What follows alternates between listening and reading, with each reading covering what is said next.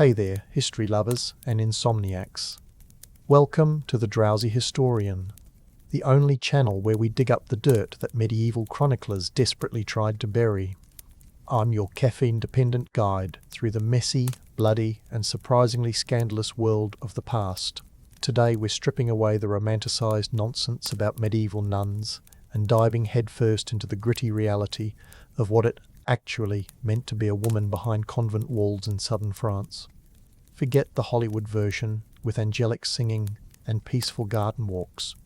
We're talking about forced marriages to Christ, family politics that would make Game of Thrones look tame, and some seriously questionable, holy practices that'll make your skin crawl. So grab your coffee, settle in, and prepare to have your assumptions about medieval religious life completely shattered. Trust me, by the end of this series, you'll never look at a nun's habit the same way again. Chapter 1, Taking the Veil, the Path to Religious Life. Picture this, you're 12 years old in 1213, living in sun-soaked Toulouse.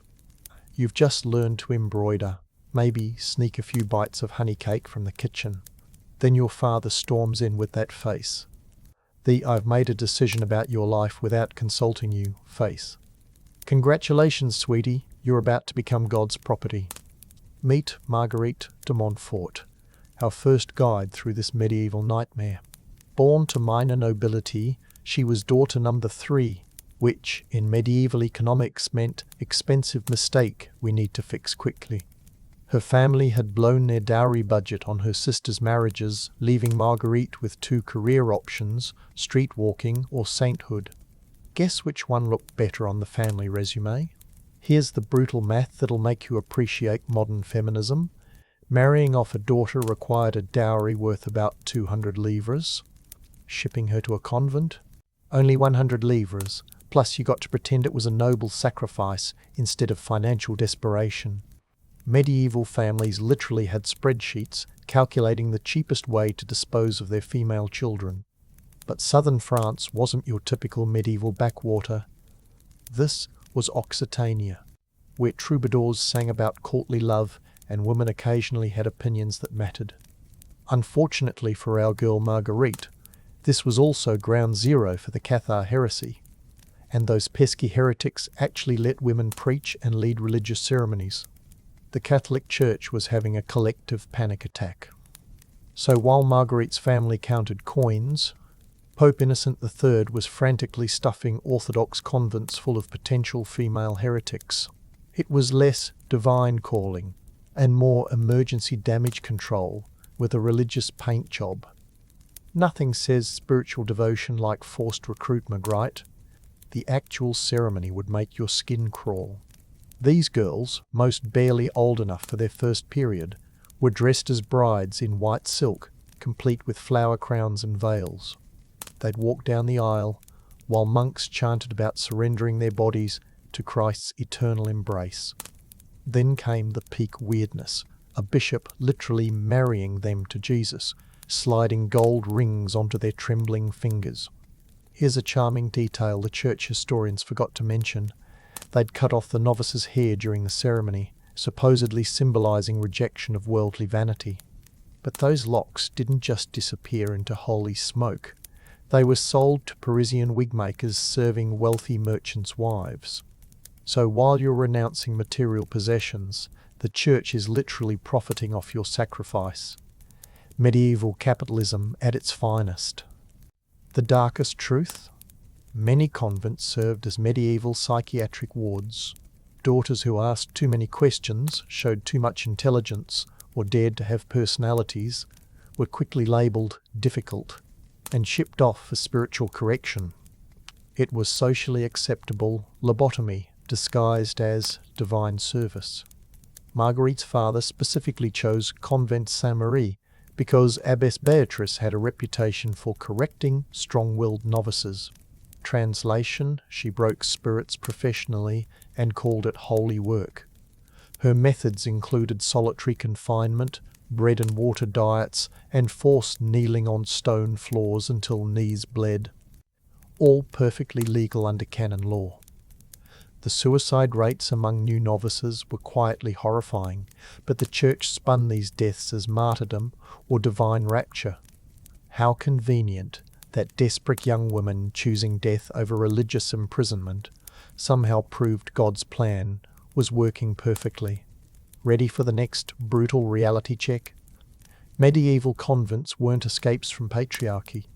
They were patriarchy with better PR and fancier Latin prayers. Chapter 2, Segment 1. Behind cloister walls, a day in the life. If you thought the entrance fee was the end of the nightmare, buckle up. Daily life at Convent. Sainte Marie makes modern office cubicles look like tropical resorts. The rule of St. Benedict promised ora et labora, pray and work. But in sun-scorched southern France circa 1220, it really meant pray, work, and try not to die of boredom or beriberi. The time won free is left, because nigh 2 days. Mine SIDS 5:40 a.m.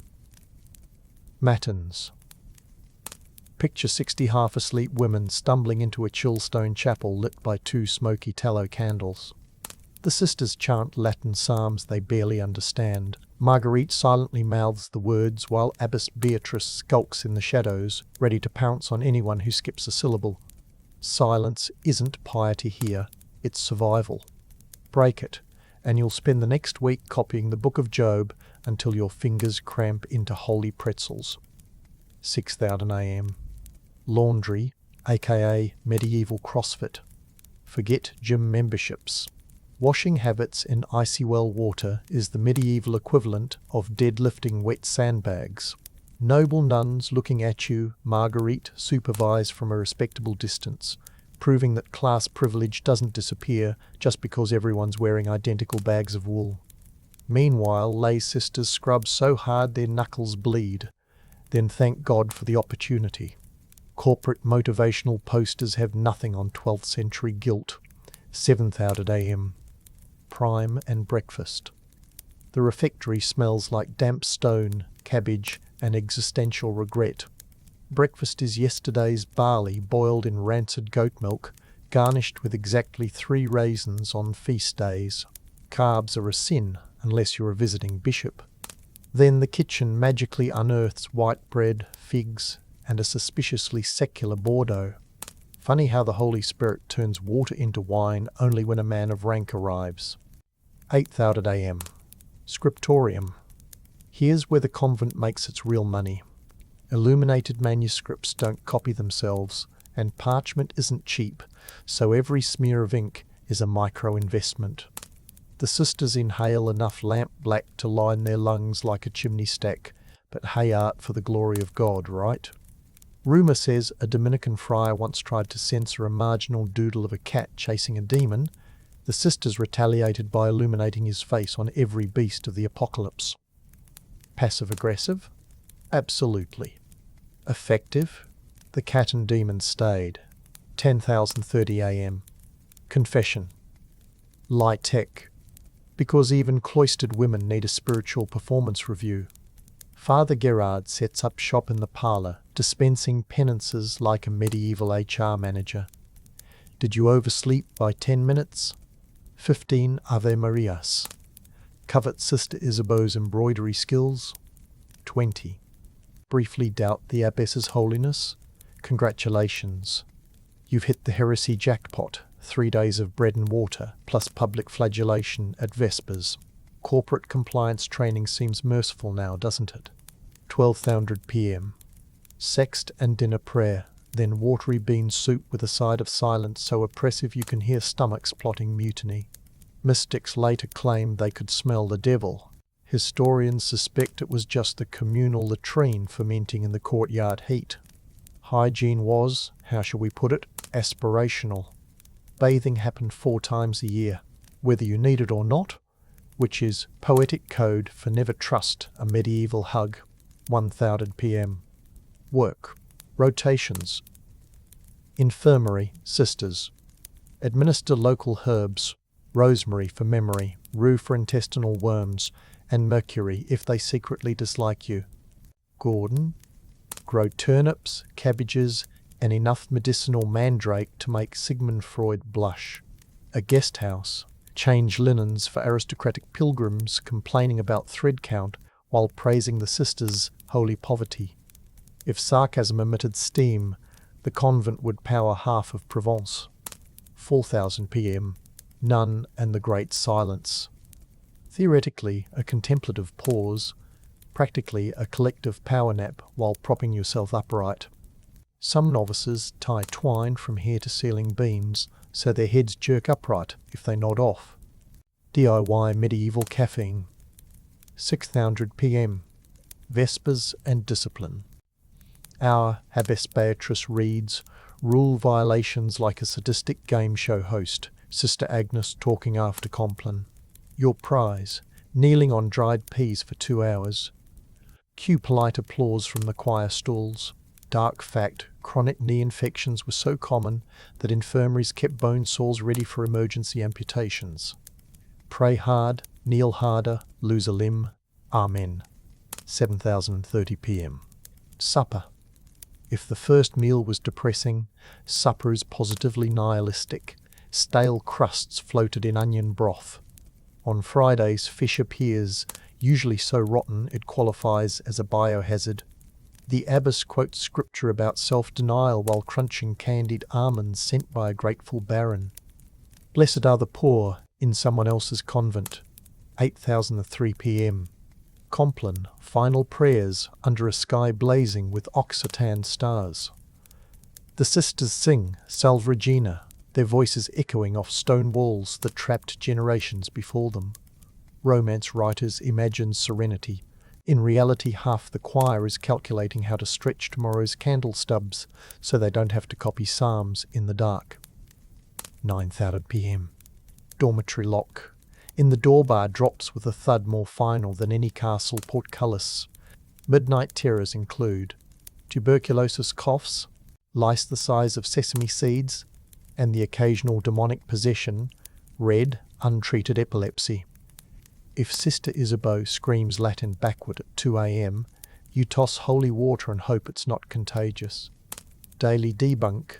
Modern tourists swoon over Cloister's graceful arches, forgetting that each carved capital witnessed women collapse from heat or hunger.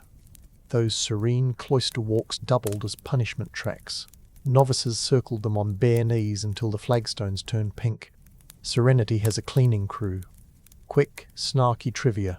Break-a-nabial nuns brewed beer strong enough to fell a night. Official reason, safer than water. Unofficial reason, existential dread tastes better with hops. The abbess's staff wasn't just symbolic. One swipe could break a novice's jaw. And yes, that did happen. Recorded in Sainte Marie's own chronicle, though politely labelled an accident during discipline. By sundown, the sisters have racked up roughly 8 hours of prayer, 6 of manual labour, and a lifetime of repressed rage. Yet chronicles rave about their joyful devotion. Moral of the story, never trust the marketing department, especially when salvation's the product. Think high school mean girls were brutal. Try medieval nuns with lifetime tenure and direct lines to God's judgment. Behind those serene veils lurked a social ecosystem, more cutthroat than a Renaissance court, complete with power plays that would make Machiavelli weep with admiration. The pecking order from hell.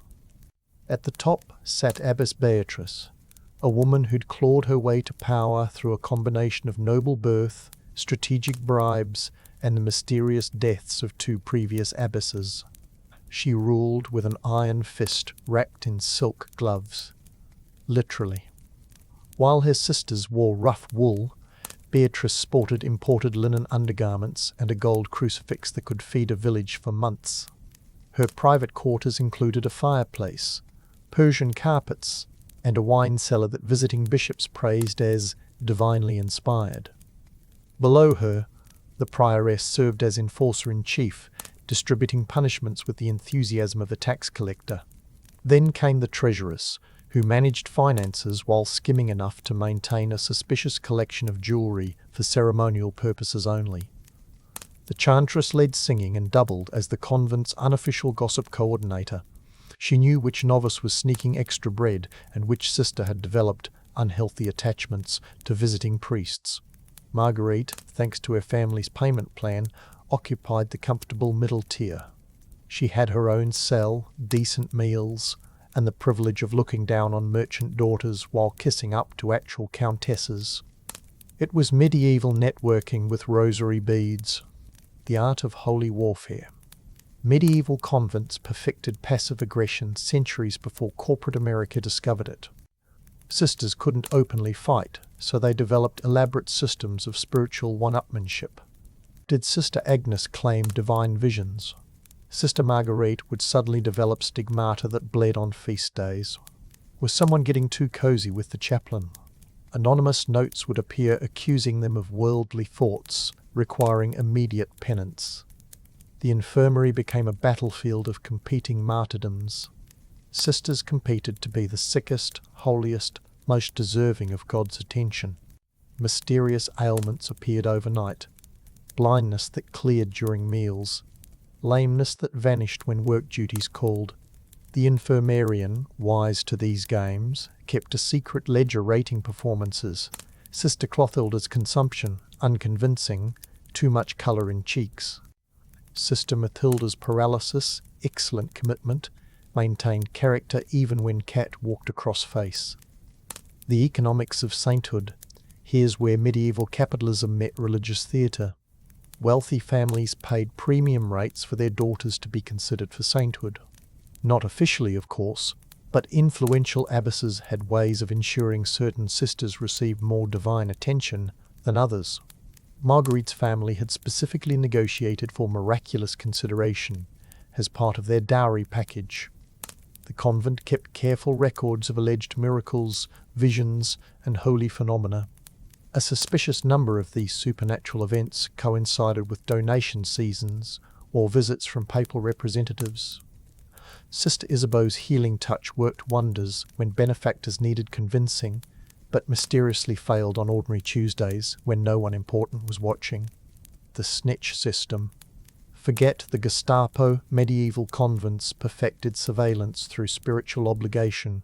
Sisters were required to report each other's sins, creating a network of holy informants that would make totalitarian regimes jealous. The weekly chapter of faults became a ritual of public humiliation, disguised as spiritual cleansing. I accuse myself of pride in my embroidery skills. I accuse Sister Marguerite of looking too long at Father Gerard during confession. I accuse Sister Agnes of hiding extra cheese in her cell. The abbess would assign penances with theatrical solemnity, but everyone knew the real game. Accumulate enough dirt on your rivals to ensure your own protection. Marguerite quickly learned to confess minor endearing sins while carefully documenting major infractions by sisters she disliked. Love in the time of chastity. Despite vows of chastity, convents buzzed with emotional intensity that modern psychologists would recognize as institutionalized codependency. Sisters formed intense spiritual friendships that involved dramatic declarations of devotion, jealous rages over divided attention, and passionate letters about religious ecstasy that read suspiciously like love poetry. Marguerite developed a particularly intense relationship with Sister Clothilda, a merchant's daughter with beautiful handwriting and a talent for acquiring forbidden books. Their correspondence, preserved in the convent archives, includes gems like, "My soul burns with desire for our spiritual union," and "I cannot bear when you speak to Sister Agnes with such tender affection." Medieval emotional manipulation with theological justification. The abbess encouraged these relationships to a point. Intense friendships kept sisters focused on convent life instead of dreaming about escape, but too much intensity threatened her authority. She maintained control through strategic dormitory assignments, work rotations, and the occasional transfer of one half of a troublesome pair to distant convents, the underground economy. Despite vows of poverty, sisters operated elaborate black markets trading everything from holy relics to contraband spices. The scriptorium became a financial hub where sisters, accidentally, copied extra prayer books for sale to local parishes. The garden produced suspicious quantities of medicinal herbs that found their way to Toulouse markets at premium prices. Marguerite discovered that her embroidery skills could buy significant social capital. She traded decorated altar cloths for better food, warmer blankets, and protection from the nastier forms of communal penance. The abbess pretended not to notice, as long as she received her cut through voluntary donations to convent funds. The reality check. By 1225, Marguerite had mastered the convent's unspoken rules: appear humble while accumulating power, confess minor sins while committing major ones, maintain spiritual friendships while avoiding emotional dependency, and always remember that holiness was a performance reviewed by an audience of competing actresses. The cruel irony: these women, supposedly devoted to divine love, had created a social system based on manipulation, hierarchy, and emotional control that rivaled any medieval court in its complexity and cruelty. God may have been watching, but he wasn't taking notes on the truly important stuff. Welcome to Sisterhood, medieval style, where eternal salvation came with a side of eternal backstabbing. Chapter 3. The Rule of Life. When ancient monks met southern French reality. So you've got your medieval nun trapped in a convent, navigating social warfare that would make reality TV producers weep with joy. But what actually governed these women's lives? Enter the Rule of St. Benedict, a 6th century guide to monastic living written by an Italian monk who'd clearly never spent a summer in Provence watching sisters slowly melt into their wool habits. Benedict's great idea and its spectacular failures. St. Benedict had crafted his rule around 530 AD for Italian monks living in temperate climates with reasonable seasonal variation. His brilliant idea: structure every moment of religious life to prevent idle thoughts that might lead to sin. Prayer. 8 times daily, manual labour, communal meals, and enough rules to make a modern corporation's employee handbook look like a greeting card. But here's where medieval bureaucracy met Mediterranean reality with the subtlety of a catapult hitting a cathedral. Benedict's rule assumed monks could survive on bread, vegetables, and watered wine. In southern France circa 1220, this translated to barley gruel, turnips, and wine so diluted it qualified as expensive water. The sisters at Sainte Marie supplemented their holy diet with creative interpretations of emergency provisions. Somehow every saint's feast day qualified as a dietary emergency requiring meat, cheese, and suspiciously strong wine. The Cistercian upgrade package. By Marguerite's time, most convents had adopted Cistercian reforms, basically Benedict's rule, with a luxury upgrade and additional suffering. The Cistercians promised stricter poverty, harder work, and more authentic spirituality. In practice, this meant noble nuns got private cells while maintaining the appearance of equality, and abbesses could accumulate wealth while preaching renunciation. Abbess Beatrice loved Cistercian reforms because they provided theological justification for treating different classes of sisters differently. Some souls require greater solitude for prayer, she'd explain while assigning merchant daughters to sleep 6 to a cell. Meanwhile, Marguerite enjoyed her private space, personal servant, and exemption from kitchen duties, all perfectly aligned with Cistercian principles of spiritual hierarchy. The language problem. Nobody discussed. Here's a delicious irony that medieval chroniclers conveniently ignored. Most of these southern French nuns couldn't properly understand Latin. They'd memorized prayers phonetically without grasping meaning, turning sacred liturgy into elaborate karaoke performances. During divine office, sisters would mouth Latin syllables while thinking in Occitan, creating a linguistic disconnect that turned religious worship into theatrical performance. Marguerite spoke enough Latin to impress visitors, but privately wondered why God needed her to recite incomprehensible words 8 times daily. Sister Clothholder, better educated, occasionally translated prayers into Occitan during private conversations, revealing that half their daily recitations were requests for God to crush their enemies or grant them patience to endure their current suffering. Suddenly, those joyful morning prayers took on darker meanings. Work therapy, medieval style. Benedict insisted that manual labour prevented spiritual pride and idle thoughts. Cistercians doubled down, demanding that sisters support themselves through productive work rather than living off donations. Wonderful in theory, in practice, it created a medieval sweatshop with religious branding. The scriptorium became Santa Marie's primary revenue stream. Sisters copied manuscripts for wealthy patrons, illuminated prayer books for nobles, and forged documents when the price was right. Yes, forged. Several convents specialized in creating authentic charters, proving noble families' ancient rights or papal privileges.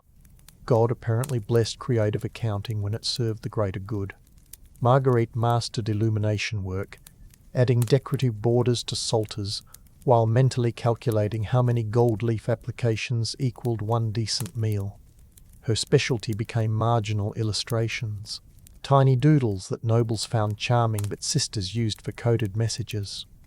A rabbit chasing a snail meant the abbess is watching, while a cat catching a mouse signalled hide the good wine.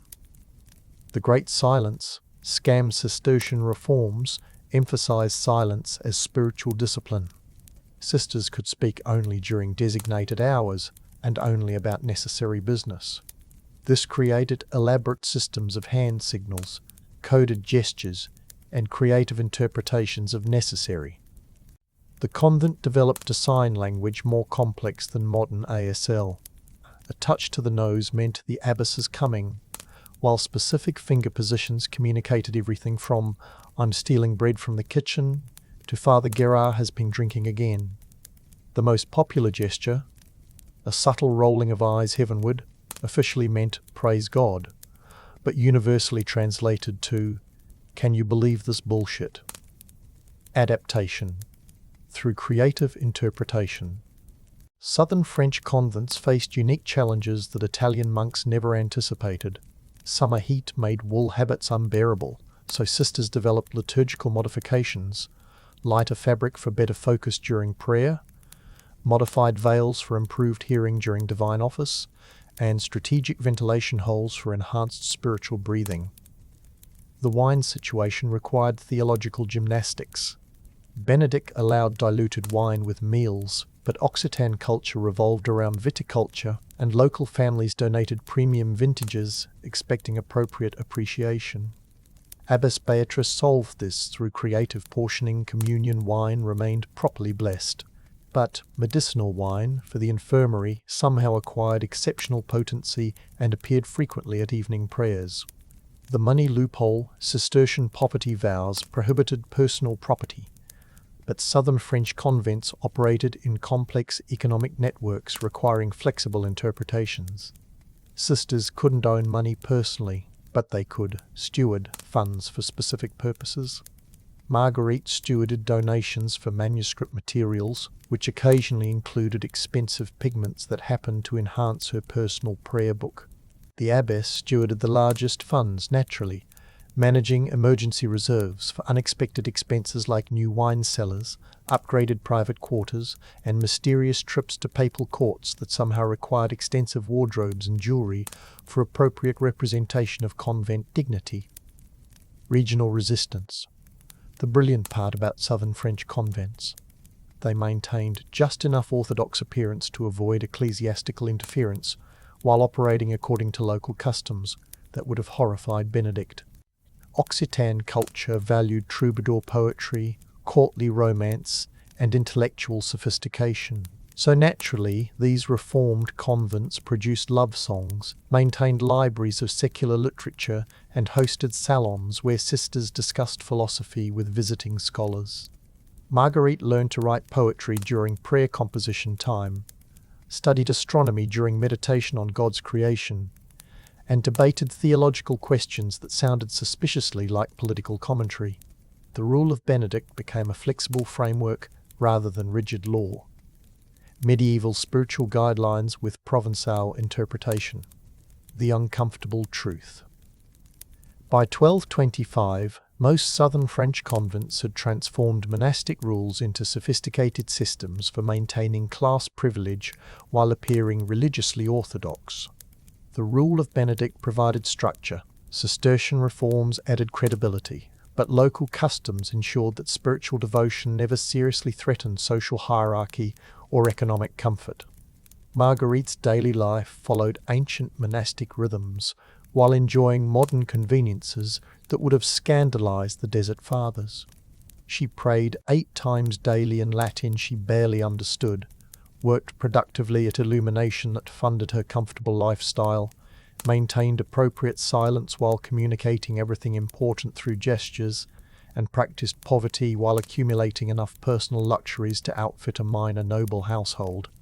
Welcome to medieval reform movements, where ancient wisdom met creative compliance, and God's will somehow always aligned with regional preferences and class interests. If you thought medieval nuns were simple, pious women following ancient rules without question, congratulations. You've been thoroughly bamboozled by centuries of church propaganda. The sisters at Saint-Marie had turned religious compliance into an art form that would make modern tax attorneys weep with admiration. The feast day explosion. Benedict's rule allowed special meals on religious feast days, reasonable enough when you're talking about maybe 20 major celebrations per year. But southern French convents discovered an amazing theological truth. Practically every day honoured some obscure saint, blessed martyr, or minor religious event that technically qualified for enhanced provisions. Marguerite kept a mental calendar that would shame a medieval accountant. January 15th, St. Maurice, Benedict's disciple, clearly requires wine with dinner. March 3rd, St. Cunegunda, patroness of Luxembourg, obviously calls for imported cheese. July 22nd, St. Mary Magdalene, reformed sinner, definitely needs celebratory meat course because redemption tastes better with beef. By 1225, Abbess Beatrice had identified 247 feast days requiring special dietary considerations. The kitchen sisters maintained elaborate menus categorizing saints by the luxury level their veneration demanded.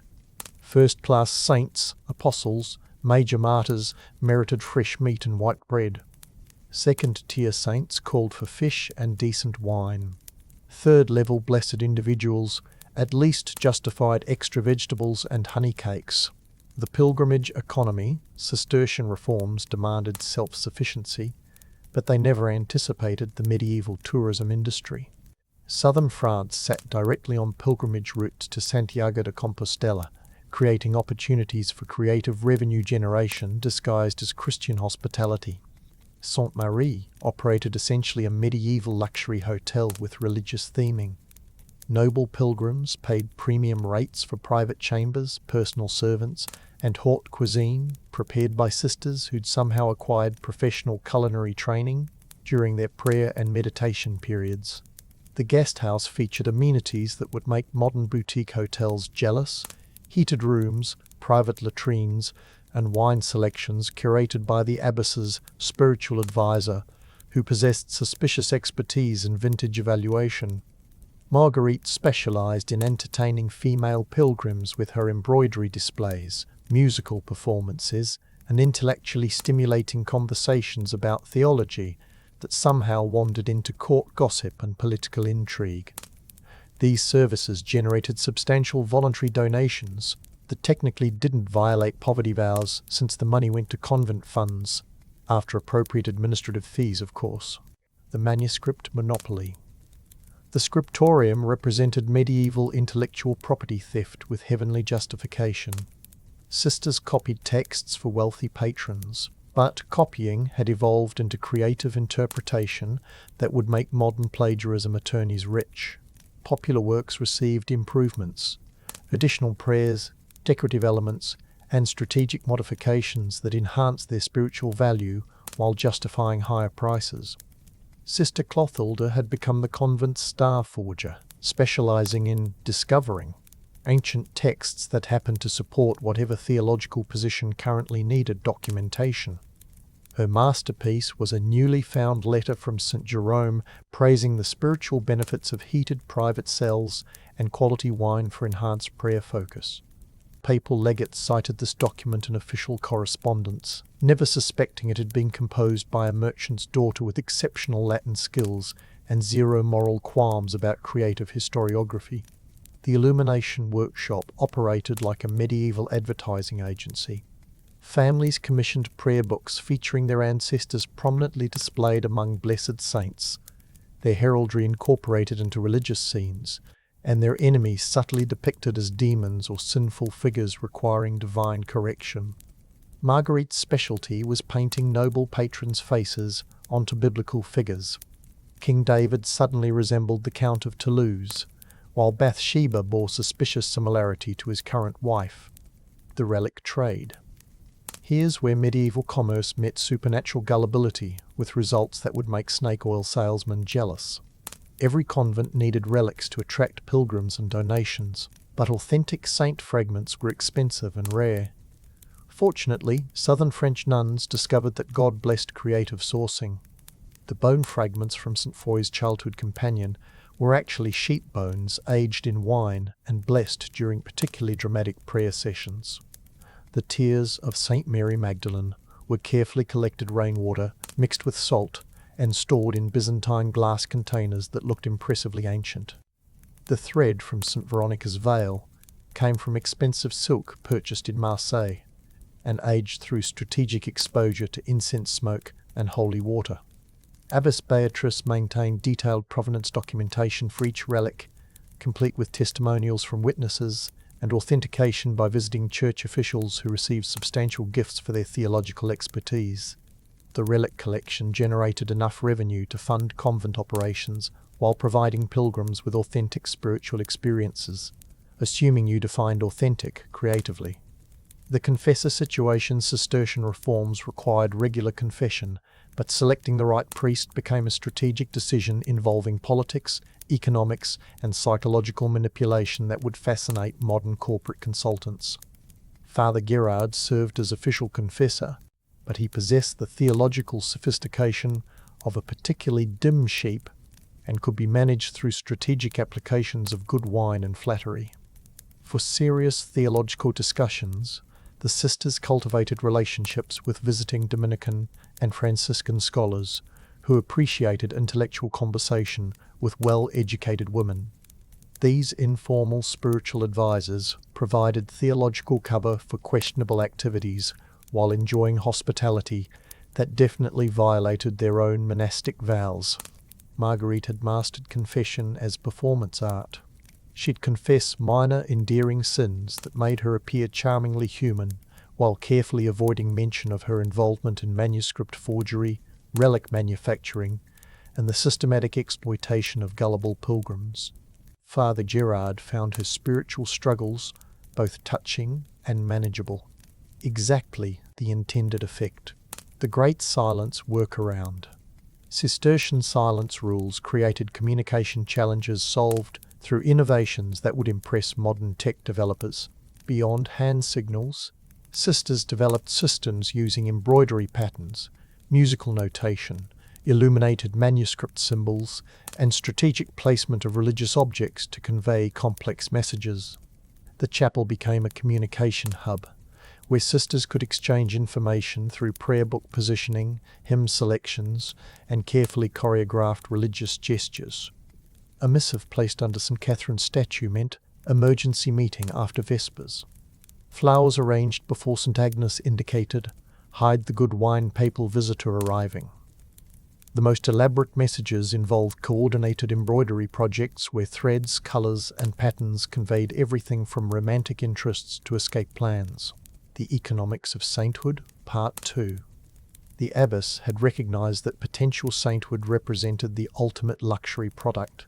Wealthy families would pay extraordinary sums for daughters to be considered for beatification, creating revenue streams that funded convent operations for generations. The process required careful documentation of miracles, visions, and holy phenomena, all of which could be encouraged through proper spiritual guidance and strategic environmental management. Marguerite's family had specifically invested in miraculous potential, paying premium rates for their daughter to receive enhanced spiritual attention. This involved private prayer sessions, access to rare religious texts, and positioning near authenticated relics during important religious ceremonies. When Marguerite began experiencing divine visions, during prayer visions that consistently supported current church positions and praised her family's generosity, everyone agreed this demonstrated God's obvious approval of substantial donations. The uncomfortable reality check. By 1225, Santa Maria had become a medieval corporation disguised as a religious community. The rule of Benedict provided organizational structure. Cistercian reforms offered marketing credibility. But the actual operation resembled a sophisticated business enterprise exploiting religious sentiment for economic gain. The sisters had successfully transformed monastic ideals into profitable enterprises while maintaining enough spiritual authenticity to avoid ecclesiastical interference. They prayed sincerely, worked productively, and served their community, while systematically gaming every system designed to ensure their poverty, humility, and spiritual focus. Marguerite had learned the essential skill of medieval religious life, appearing holy while remaining practical, following rules while exploiting loopholes, and serving God while serving herself. The rule of Benedict hadn't failed. It had simply evolved into something Benedict himself wouldn't have recognized, but would probably have appreciated for its creative problem-solving. Medieval spirituality, it turned out, was remarkably compatible with medieval capitalism, assuming you had the right theological advisors and enough creativity to make avarice look like devotion. Chapter 4. Sisters in Faith, Cliques, Classes, and Convent Politics. Welcome again to Convent Santa Maria, where sisterhood is just another word for lifelong mandatory co-working. Think of it as an open-plan office filled with incense, wool, and existential dread. Today we're digging into how 70 women, ranging from blue-blooded countesses to bakers' daughters who can barely spell amen, manage to coexist without resorting to holy homicide. First, the official structure. 1. Abbess Beatrice, CEO, HR, and Internal Affairs, all wrapped in one terrifying linen package. 2. Prioress, Genevieve Principle of Pain. She schedules your penances with the precision of the Swiss watch, centuries before Switzerland even thought of timepieces. 3. Chantress, sacristan, cellarer, treasuress, department heads who theoretically serve the community but actually serve their own agendas, budgets, and egos. 4. Choir nuns, noble or wealthy, they get the good seats and the good wine. 5. Lay sisters working class, they get the turnips, toothaches, and tuberculosis. 6.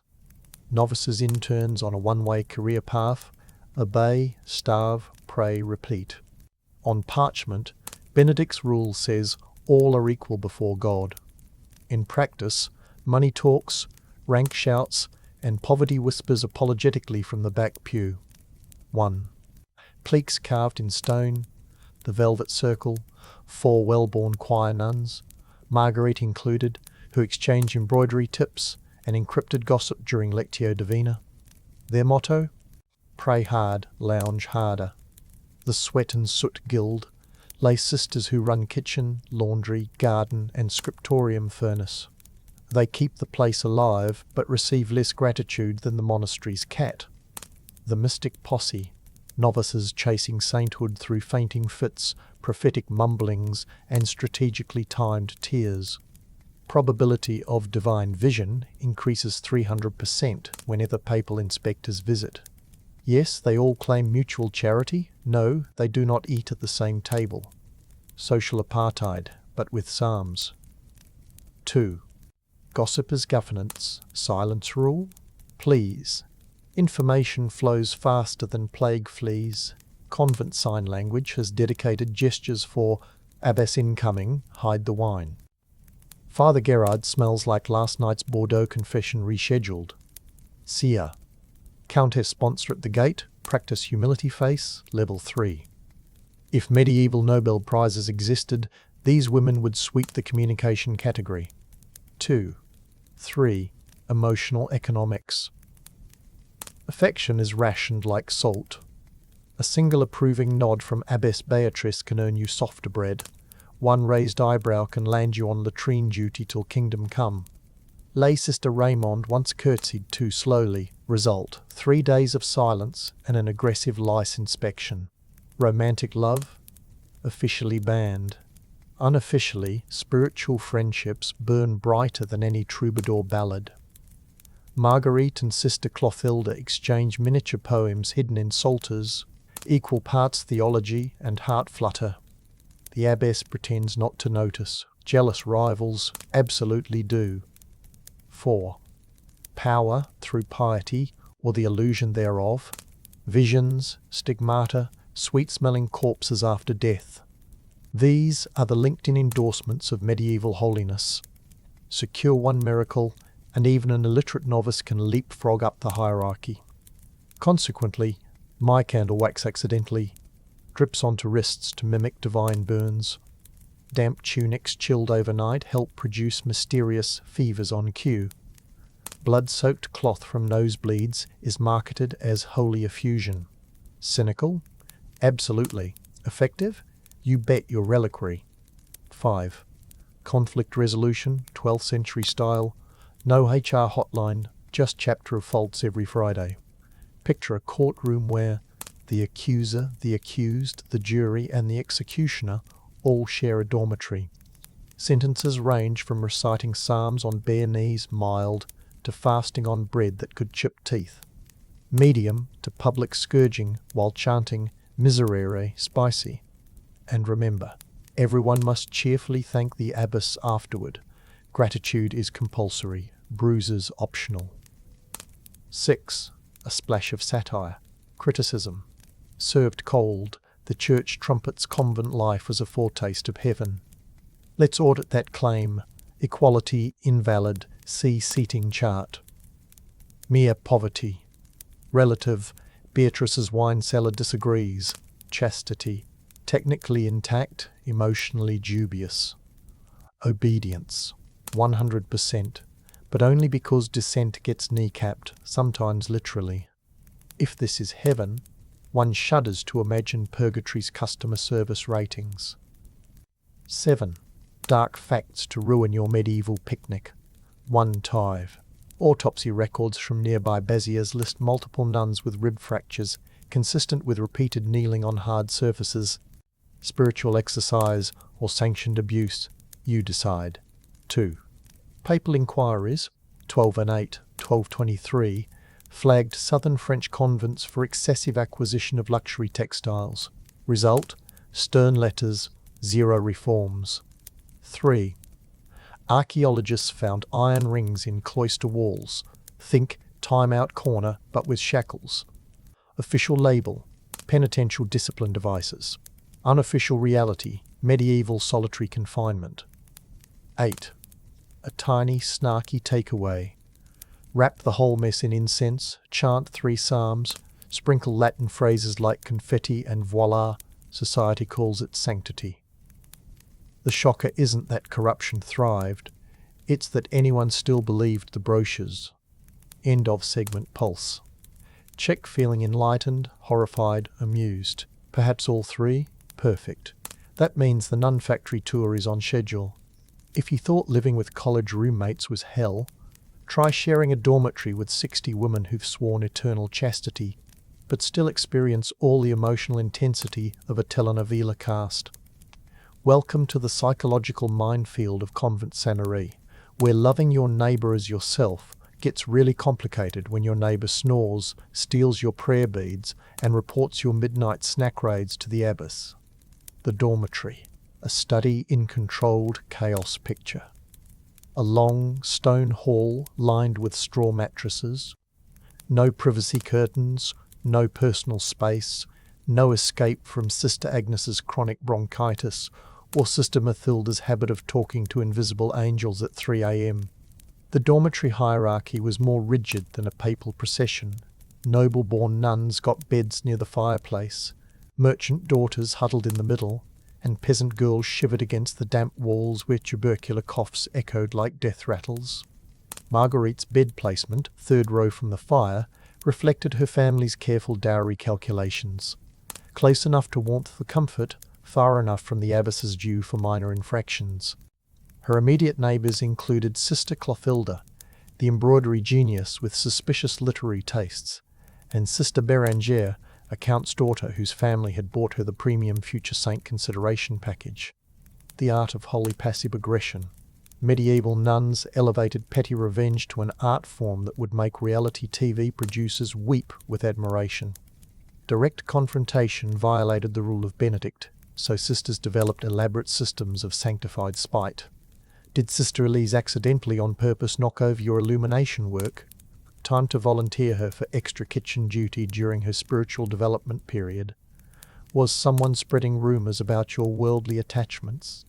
Suddenly their personal prayer books would go missing during important religious ceremonies. The laundry became a battlefield of accidental mishaps. Marguerite's expensive silk undergarments, technically against poverty vows but overlooked due to her family's donations, somehow ended up torn, stained, or mysteriously shrunk after Sister Raymond, a baker's daughter, handled washing duty. When Marguerite retaliated by reporting Raymond's habit of sneaking extra bread, the kitchen rotation suddenly developed a peculiar tendency to burn Marguerite's meals, love letters to Jesus and each other.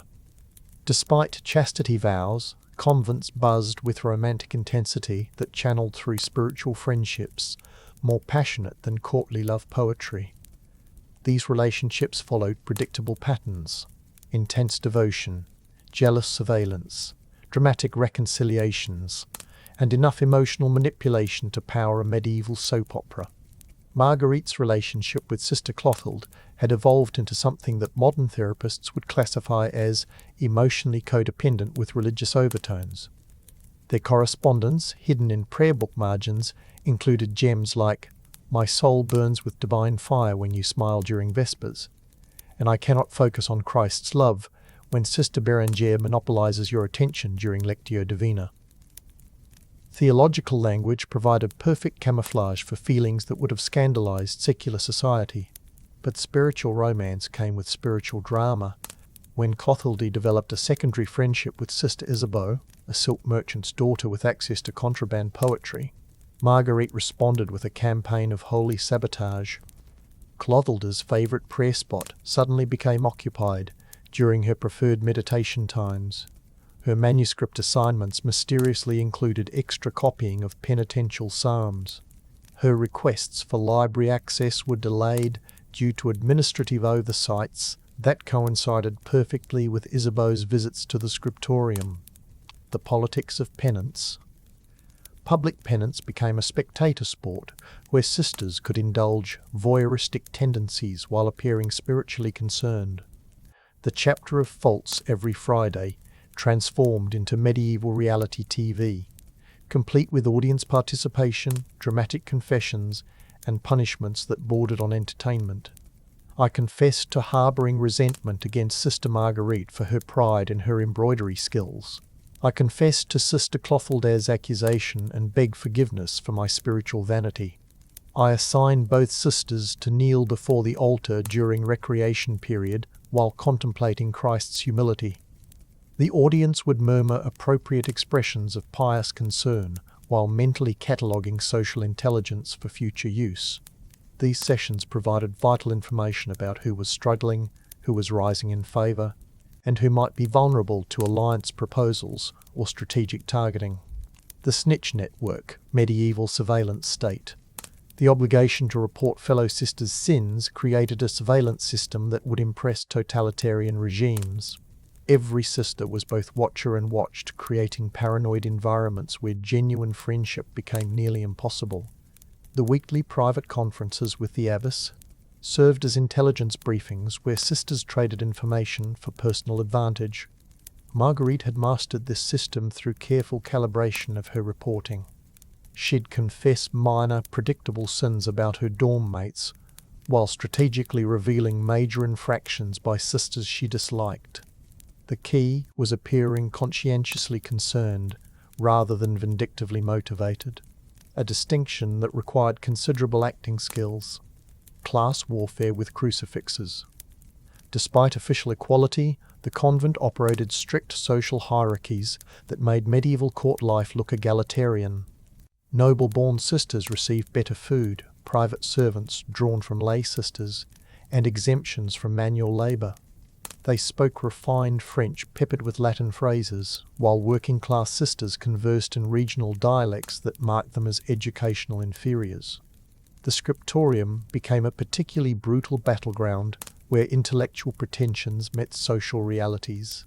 Noble sisters like Marguerite received assignments copying prestigious theological texts, while merchant daughters worked on basic psalters and peasant girls ground pigments or prepared parchment. When Sister Raymond demonstrated superior calligraphy skills, threatening the established order, she mysteriously developed chronic hand tremors that made writing impossible. Tremors that disappeared completely during kitchen duties. The economics of emotional labour convents operated on emotional economies where affection, approval, and attention functioned as currency more valuable than gold. The abbess controlled the primary emotional treasury, dispensing smiles, praise, and personal recognition as rewards for compliance and information. Sisters competed desperately for these psychological wages, creating hierarchies based on perceived favour that shifted constantly based on performance, politics, and pure whim. Marguerite had learned to read the abbess's moods like weather patterns, adjusting her behaviour to maintain her position in the emotional hierarchy. A slight frown during morning prayers meant avoiding eye contact and doubling her charitable works.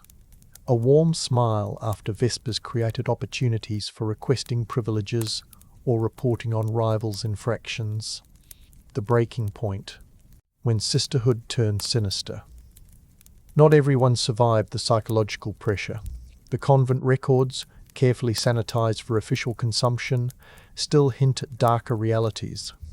Sister Adelaide, a merchant's daughter who'd shown promise in theological studies, developed what modern psychiatrists would recognize as severe depression after repeated humiliations during public penances.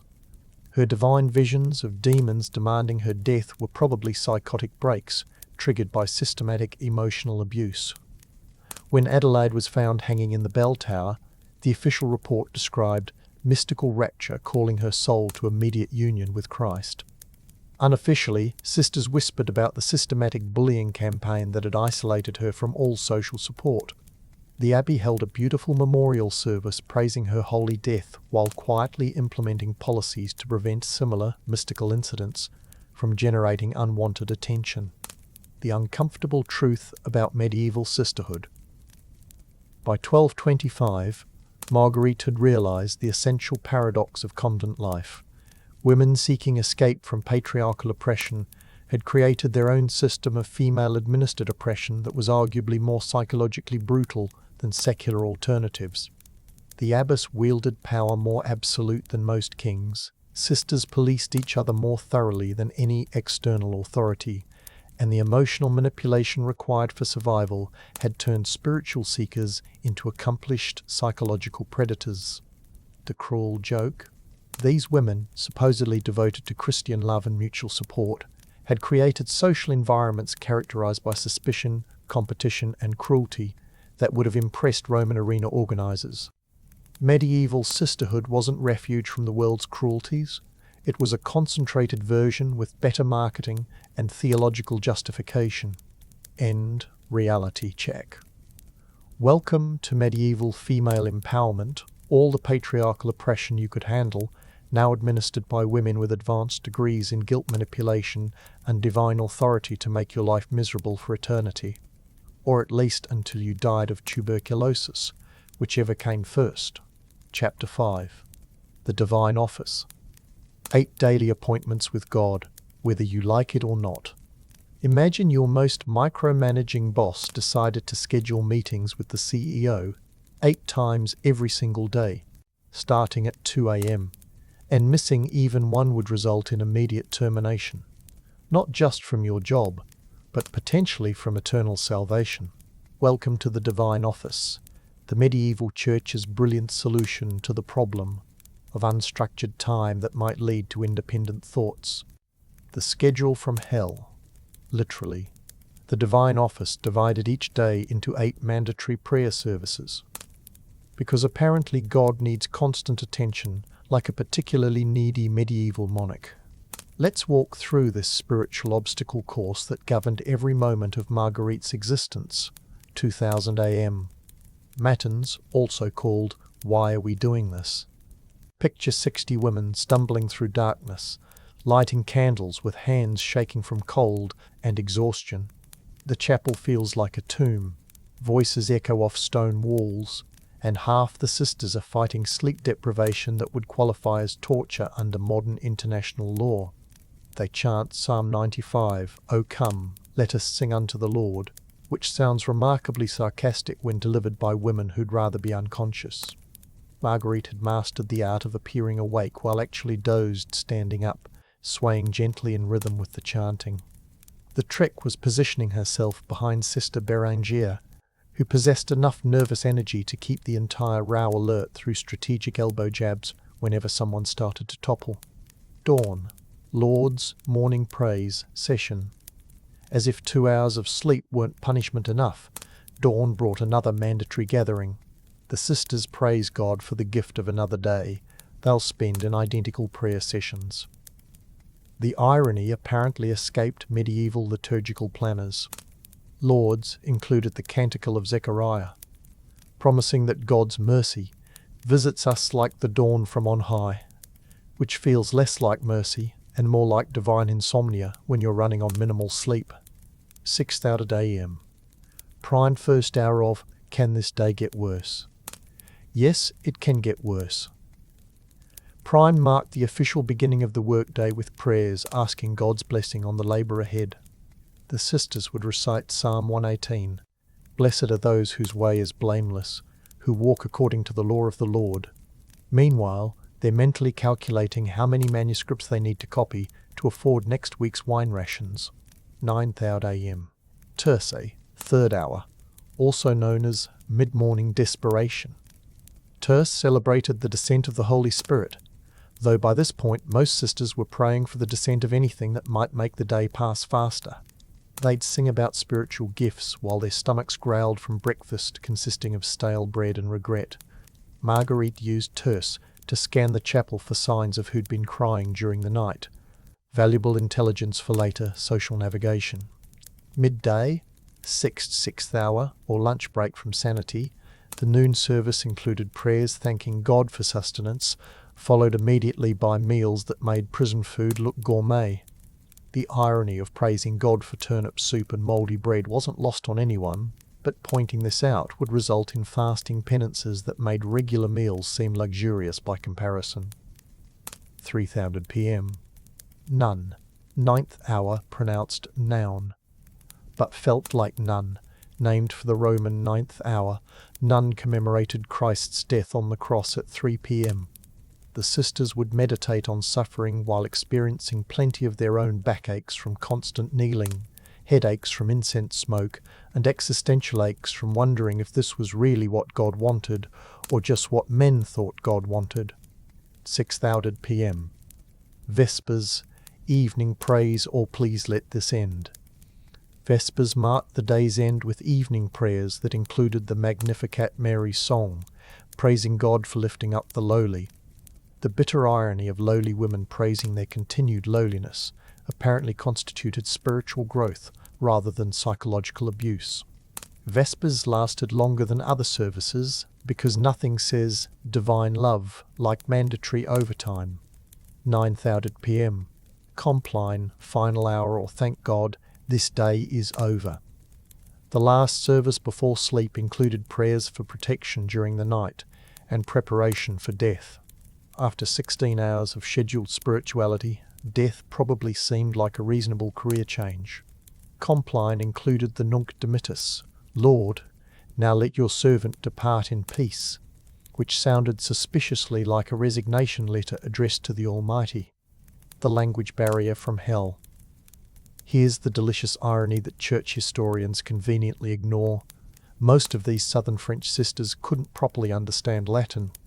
They'd memorize prayers phonetically without grasping meaning, turning sacred liturgy into elaborate karaoke sessions where participants mouthed syllables while thinking in Occitan. Marguerite had learned enough Latin to impress visitors, but privately wondered why God needed her to recite incomprehensible words 8 times daily. During particularly long psalms, she'd mentally translate phrases into Occitan, discovering that half their prayers were essentially ancient Middle Eastern poetry about sheep, warfare, and political revenge. Suddenly those joyful morning praises took on darker undertones. Sister Clothilde, better educated than most, occasionally whispered translations during private conversations. The revelation that they spent hours daily asking God to crush their enemies, grant them patience to endure suffering, and protect them from their own sinful thoughts, created cognitive dissonance that would have impressed modern psychologists. Were they praising God or pleading for rescue from their current lives? The performance art of piety. The divine office wasn't really about prayer. It was about demonstrating submission to ecclesiastical authority through elaborate theatrical performances. Sisters competed to appear most devout during services, creating spiritual hierarchies based on who could kneel longest, sing loudest, or produce the most convincing tears during penitential psalms. Marguerite had mastered religious theatre, adjusting her performance based on audience and objectives. During abbess inspections, she'd display humble fervour with strategic sighs and upward glances. When wealthy donors visited, she'd demonstrate intellectual engagement through thoughtful nodding and precise Latin pronunciation. For routine services, she'd maintain appropriate reverence while mentally composing poetry or planning her next embroidery project. The toll on body and mind. Modern sleep researchers would classify the divine office schedule as systematic torture designed to break psychological resistance through chronic sleep deprivation. Starting at 2 a.m. and continuing until 9 p.m., with only brief intervals for meals and work, the schedule prevented deep sleep cycles necessary for mental health. The physical effects were equally devastating. Constant kneeling on stone floors caused permanent joint damage, chronic back problems, and circulation issues that plagued sisters throughout their lives. The combination of poor nutrition, inadequate sleep, and repetitive stress injuries created health problems that the infirmary treated as spiritual trials rather than preventable medical conditions. The psychological warfare of repetition. The genius of the divine office lay in its use of repetition to break individual will and create institutional dependency.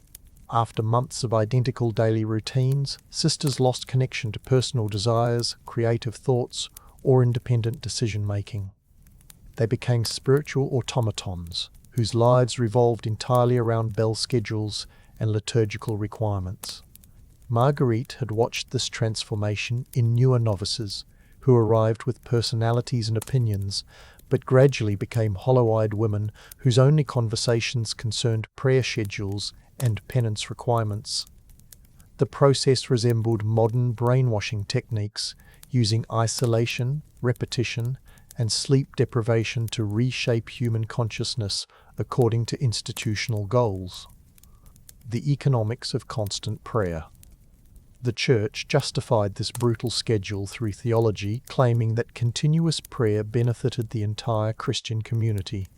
Convents served as spiritual powerhouses, generating prayers for secular society. A medieval version of spiritual outsourcing, where regular Christians paid religious professionals to handle their prayer obligations. But the real economics were more sinister. The constant schedule prevented sisters from developing independent thoughts, outside relationships, or skills that might enable escape from religious life.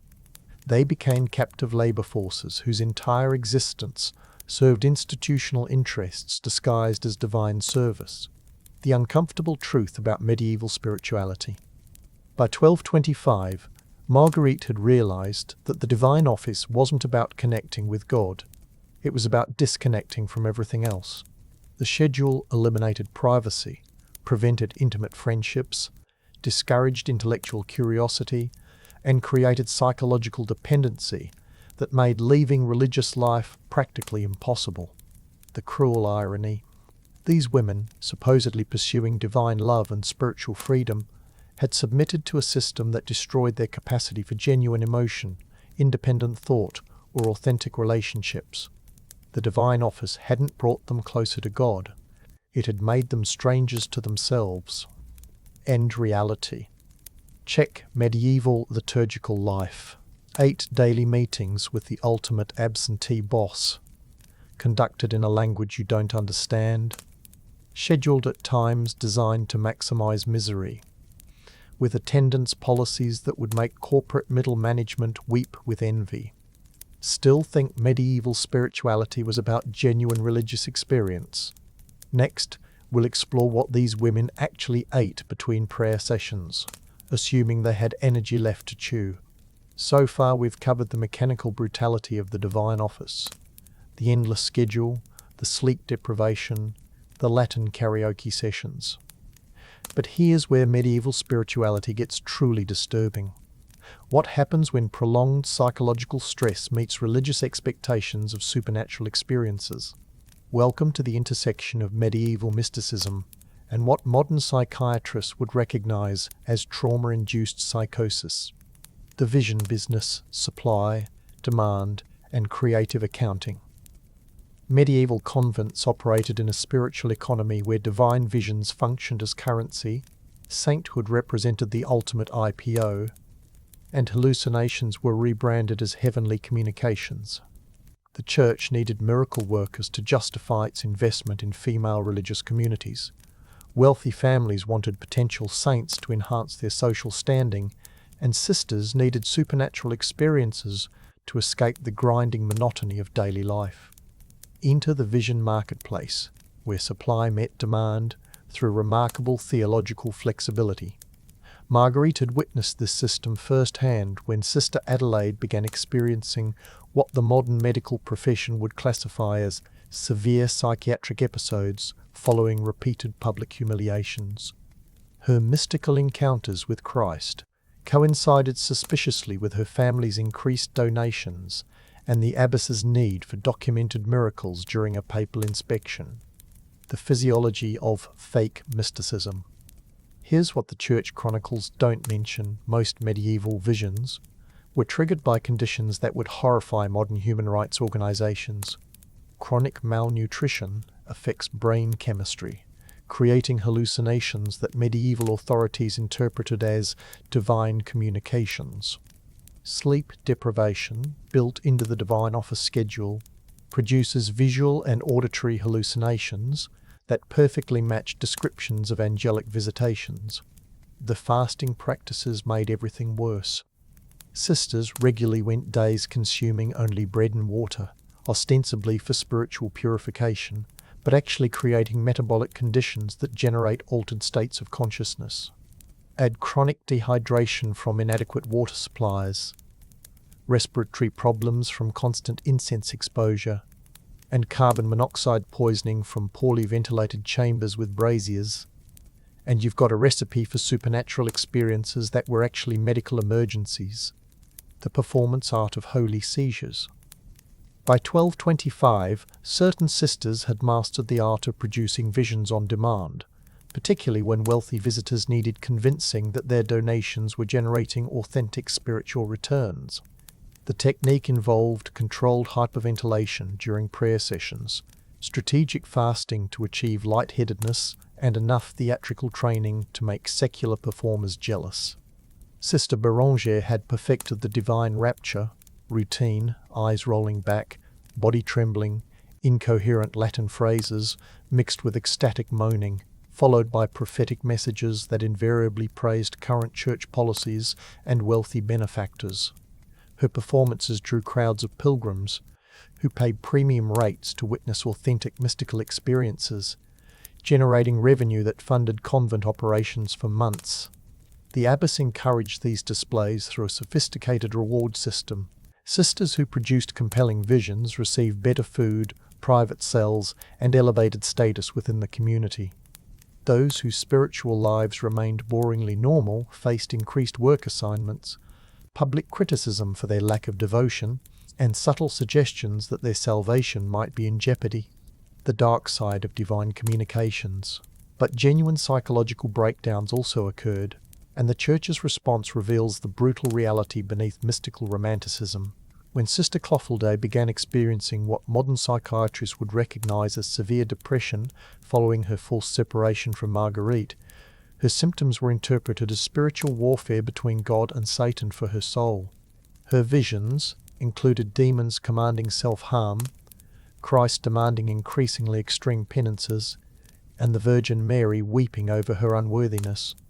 The Church response? More prayer, harsher fasting, and physical restraints during her spiritual battles. The medical intervention that might have saved her mental health was condemned as interference with God's plan for her purification through suffering. The politics of prophetic messages. The content of medieval visions reveals their true source, contemporary politics disguised as heavenly communications. During the Albigensian Crusade, southern French sisters began receiving divine messages, supporting papal policies, condemning local heretics, and praising crusading knights. The Virgin Mary apparently developed strong opinions about taxation policies, territorial disputes, and which noble families deserved divine favour. Marguerite had learned to craft her own minor visions to navigate convent politics. A carefully timed dream about St. Catherine praising the abbess's leadership could secure better work assignments. A vision of Christ expressing concern about Sister Raymond's spiritual pride could eliminate a romantic rival. The key was ensuring that divine messages aligned perfectly with personal objectives while appearing to serve higher spiritual purposes. The medical reality behind mystical marriage. The mystical marriage, experiences that medieval nuns described in breathlessly romantic terms, were often symptoms of severe psychological disturbance caused by forced celibacy, social isolation, and chronic stress. The erotic language used to describe relationships with Christ-burning hearts, spiritual penetration, ecstatic union, reveals the psychological toll of suppressed sexuality channeled through religious fantasy. Sister Isabeau's famous mystical marriage to Christ included detailed descriptions of physical sensations, intimate conversations, and jealous rages when other sisters received divine attention. Modern psychologists would recognize classic symptoms of erotomania, delusional belief in romantic relationships with unattainable figures. But medieval authorities celebrated her experiences as evidence of exceptional holiness. The suicide solution. When mysticism becomes deadly.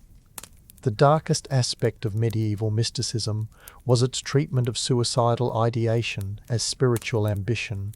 Sisters who expressed desires to join Christ in death were praised for their holy longings rather than treated for depression. The theological concept of mystical death-spiritual union, achieved through physical dissolution, provided religious cover for what were often cries for help from psychologically tortured women. The convent records, sanitized for official consumption, still hint at the reality. Multiple sisters experienced divine calls to immediate heavenly union that coincided with periods of intense stress, public humiliation, or isolation from social support. Their deaths were celebrated as martyrdom rather than recognized as preventable tragedies caused by institutional abuse. The economics of manufactured sainthood. The Abbey had recognized that potential saints represented valuable investments requiring careful cultivation and marketing. The process involved documenting miracles, managing public relations, and ensuring that candidates' spiritual journeys aligned with current church priorities. This required sophisticated manipulation of vulnerable women whose psychological distress was reinterpreted as divine favor. Marguerite's family had invested heavily in her mystical potential, paying premium rates for spiritual direction designed to encourage visionary experiences. This included access to rare religious texts describing previous saints' visions, private prayer sessions in rooms decorated with imagery known to trigger religious hallucinations, and dietary restrictions that produced altered states of consciousness interpreted as divine communications. The institutional gaslighting machine. Perhaps the cruelest aspect of medieval mysticism was its systematic denial of psychological reality. Women experiencing genuine mental health crises were told their suffering was spiritual privilege, their hallucinations were divine communications, and their desperate pleas for help were evidence of exceptional holiness requiring more extreme religious interventions. The Church had created a perfect system for exploiting female psychological distress, reframe mental illness as mystical experience, celebrate symptoms as spiritual gifts, and use women's suffering as evidence of institutional sanctity. The more severe the psychological damage, the greater the claims of divine favour. The uncomfortable truth about medieval mysticism. By 1225, Marguerite had realised that the convent's mystical reputation was built on a foundation of systematically traumatised women whose psychological breakdowns were repackaged as supernatural experiences. The divine office wasn't creating authentic spiritual encounters. It was manufacturing mental health crises that the Church exploited for political and economic gain. The women celebrated as mystics and potential saints were often those who'd suffered the most severe psychological damage from institutional abuse. Their visions weren't divine communications, they were symptoms of trauma that medieval authorities were either too ignorant or too cynical to recognize as cries for help. The final irony. Medieval convents promised women direct access to divine love and spiritual fulfillment. Instead, they created environments so psychologically brutal that hallucinations became preferable to reality, suicide seemed like spiritual ambition, and mental illness was celebrated as evidence of God's favour. The mystical experiences that attract modern romantics to medieval spirituality were often desperate attempts by traumatised women to find meaning in lives characterised by systematic abuse, chronic suffering, and complete powerlessness. The divine love, they described, was fantasy compensation for the human love they'd been denied through forced religious life. End reality check. Medieval mysticism, when institutional abuse meets theological creativity, producing spiritual experiences that would land you in modern psychiatric facilities, but somehow qualified as evidence of divine favour. Next time someone sighs romantically about medieval religious life, remind them that most of those beautiful mystical writings were produced by women having psychological breakdowns in religious gulags. Still think the Middle Ages was spiritually superior? Let's talk about what these holy women actually ate between their divine visions and nervous breakdowns. Chapter 6. Bread, Wine, and Simple Fare. Medieval Meal Planning by Dante. After exploring the psychological horrors of medieval mysticism, let's dive into something equally disturbing but more tangible, what these women actually put in their mouths between prayer sessions. Spoiler alert. If you thought airline food was bad, medieval convent cuisine would make you weep for those tiny packets of stale pretzels. The theological justification for culinary torture. Medieval church authorities had transformed basic human nutrition into a spiritual battlefield where every meal became an opportunity for moral judgment. The rule of Benedict prescribed simple fare to prevent gluttony, one of the 7 deadly sins that apparently included enjoying your food. But simple. In medieval terms translated to deliberately unpalatable with a side of nutritionally inadequate. The theological reasoning went like this: Christ suffered for humanity's sins, so his brides should suffer for their meals. Every bite should remind sisters of their unworthiness. Every swallow should demonstrate their commitment to spiritual rather than physical nourishment. And every meal should be just unpleasant enough to make death seem like a reasonable dining upgrade. Breakfast. The meal that wasn't medieval nutritionists, aka random monks with opinions, had decided that breakfast was unnecessary luxury that encouraged sloth and gluttony. Therefore, sisters at Sainte Marie began their day with approximately 16 hours of physical labour and prayer on empty stomachs. The first meal appeared around 11 a.m., consisting of barley porridge with the consistency of wallpaper paste and roughly equivalent nutritional value. Marguerite had learned to supplement this officially non-existent meal through creative interpretation of medicinal provisions. A touch of honey for her chronic throat condition, extra bread for her delicate constitution, and watered wine for her digestive difficulties that mysteriously occurred every morning around 9 a.m. The infirmarian, Sister Agnes, maintained elaborate medical records justifying these supplements while carefully avoiding mention of their actual cause, simple human hunger. The midday feast of sadness. The main meal, served after sext around 1 p.m., represented medieval cuisine at its most creatively terrible. Picture a dining hall where 60 women gathered to consume food that could charitably be described as edible if you're desperate enough. The menu rotated through variations of cabbage soup, turnip stew, barley bread that could double as building materials, and fish that had clearly seen better decades. The abbess maintained strict rationing that made Soviet-era food distribution look generous. Each sister received exactly one bowl of whatever grey substance the kitchen had produced, one chunk of bread that required advanced jaw muscles to penetrate, and a cup of wine diluted to approximately 3% alcohol content, just enough to make you wish for more, never enough to actually help with the pain. Feast days, when special, meant slightly less awful. The church calendar included numerous feast days that technically allowed enhanced meals, but convent accountants had redefined feast to mean marginally less depressing than usual. Saints' days might feature white bread instead of barley, fresh vegetables instead of pickled remnants, or luxury of luxuries, cheese that hadn't developed its own ecosystem. Marguerite kept a mental calendar of feast days more detailed than Vatican liturgical schedules. March 19th, St. Joseph's Day, honey cakes and actual butter. June 24th, St. John the Baptist, fresh fish instead of maritime archaeology specimens.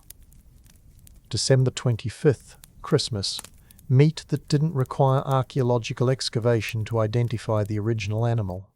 But even feast days came with spiritual catches. The better the food, the more elaborate the Thanksgiving prayers, the longer the mealtime silence, and the more dramatic the subsequent fasting to atone for indulgence. It was medieval psychological warfare disguised as religious celebration, the economics of holy hunger. Here's where medieval economics met religious hypocrisy, with results that would make modern corporate executives blush with shame. The convent's financial records reveal massive expenditures on food, but not for the sisters. While the community survived on subsistence rations, the abbess maintained elaborate kitchens for entertaining wealthy visitors, church dignitaries, and potential donors.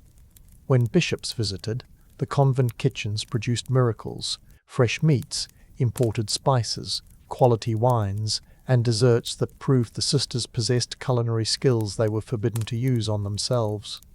These banquets cost more than the community's monthly food budget, but were justified as necessary for maintaining church relationships and securing future donations.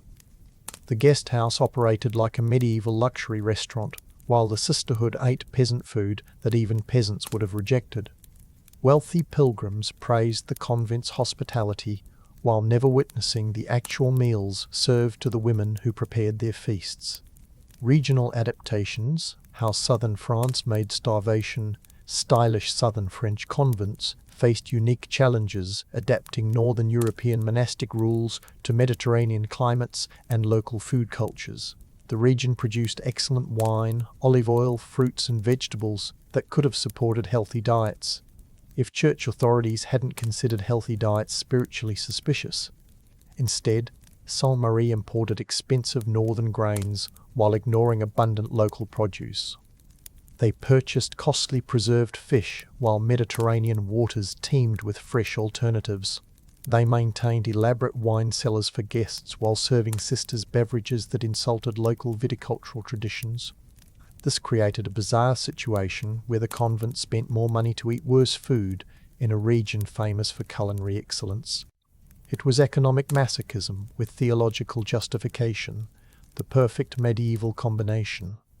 the underground food network necessity bred creativity, and sisters developed elaborate black market systems for supplementing official rations. The infirmary became a smuggling hub, where medicinal herbs included suspiciously flavorful seasonings, therapeutic broths, contained unauthorized protein sources, and digestive aids resembled actual food. Marguerite had mastered this system through careful cultivation of key relationships. The cellarer, Sister Matilda, could accidentally overorder supplies that required immediate consumption to prevent spoilage. The kitchen sisters occasionally misjudged portion sizes, creating surpluses that needed discreet disposal. Even the gardening crew managed to discover vegetables that hadn't appeared on official harvest inventories. Fasting, the art of making nothing into something worse. The church calendar included numerous fasting periods that transformed inadequate meals into starvation experiences. Lent lasted 40 days, Advent lasted 4 weeks, and various saints' days required additional dietary restrictions that reduced already minimal nutrition to survival levels. During fasting periods, sisters consumed 1 meal per day consisting of bread, water, and whatever counted as non-meat protein. Usually eggs so old they qualified as archaeological specimens or fish so preserved they resembled medieval chemical warfare. The theological reasoning was that hunger brought spiritual clarity, though modern nutritionists would recognize it as inducing hallucinations through metabolic distress. The mortality statistics, they don't mention medieval convent mortality rates, tell the story that chronicles diplomatically omit. Sisters regularly died from what official records labelled wasting sickness, spiritual consumption, or divine calling to eternal rest.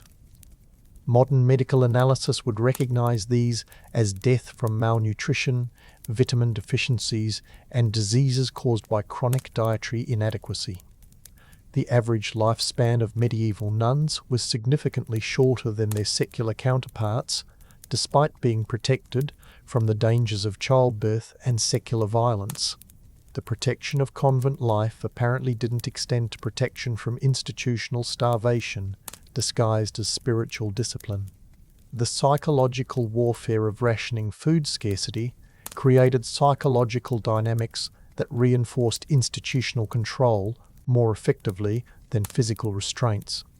Hungry people don't rebel, they focus on survival.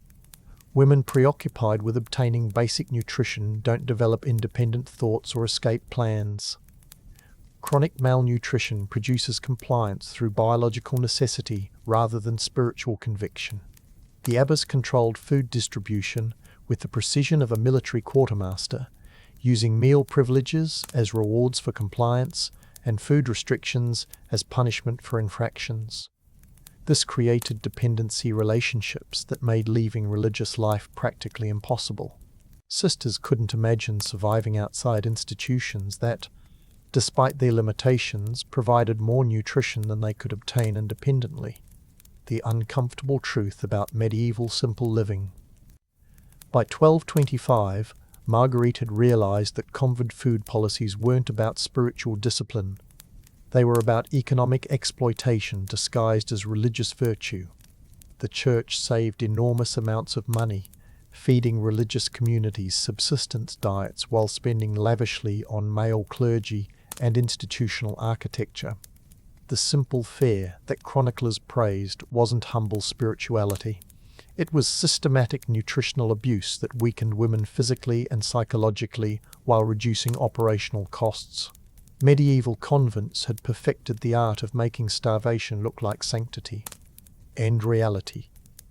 Check medieval convent dining, where theological creativity met culinary sadism, producing meal plans that would violate modern prison standards, while somehow qualifying as evidence of divine favor. The women celebrated for their holy simplicity were actually victims of institutional malnutrition marketed as spiritual achievement. Still think medieval religious life offered spiritual nourishment? Wait until you hear what passed for medical care in these holy institutions. Now that we've established how medieval convents transformed basic nutrition into spiritual warfare, let's explore the most fascinating contradiction in religious dietary policy: alcohol. While sisters subsisted on gruel that could substitute for mortar, they maintained wine cellars that would make modern sommeliers weep with envy.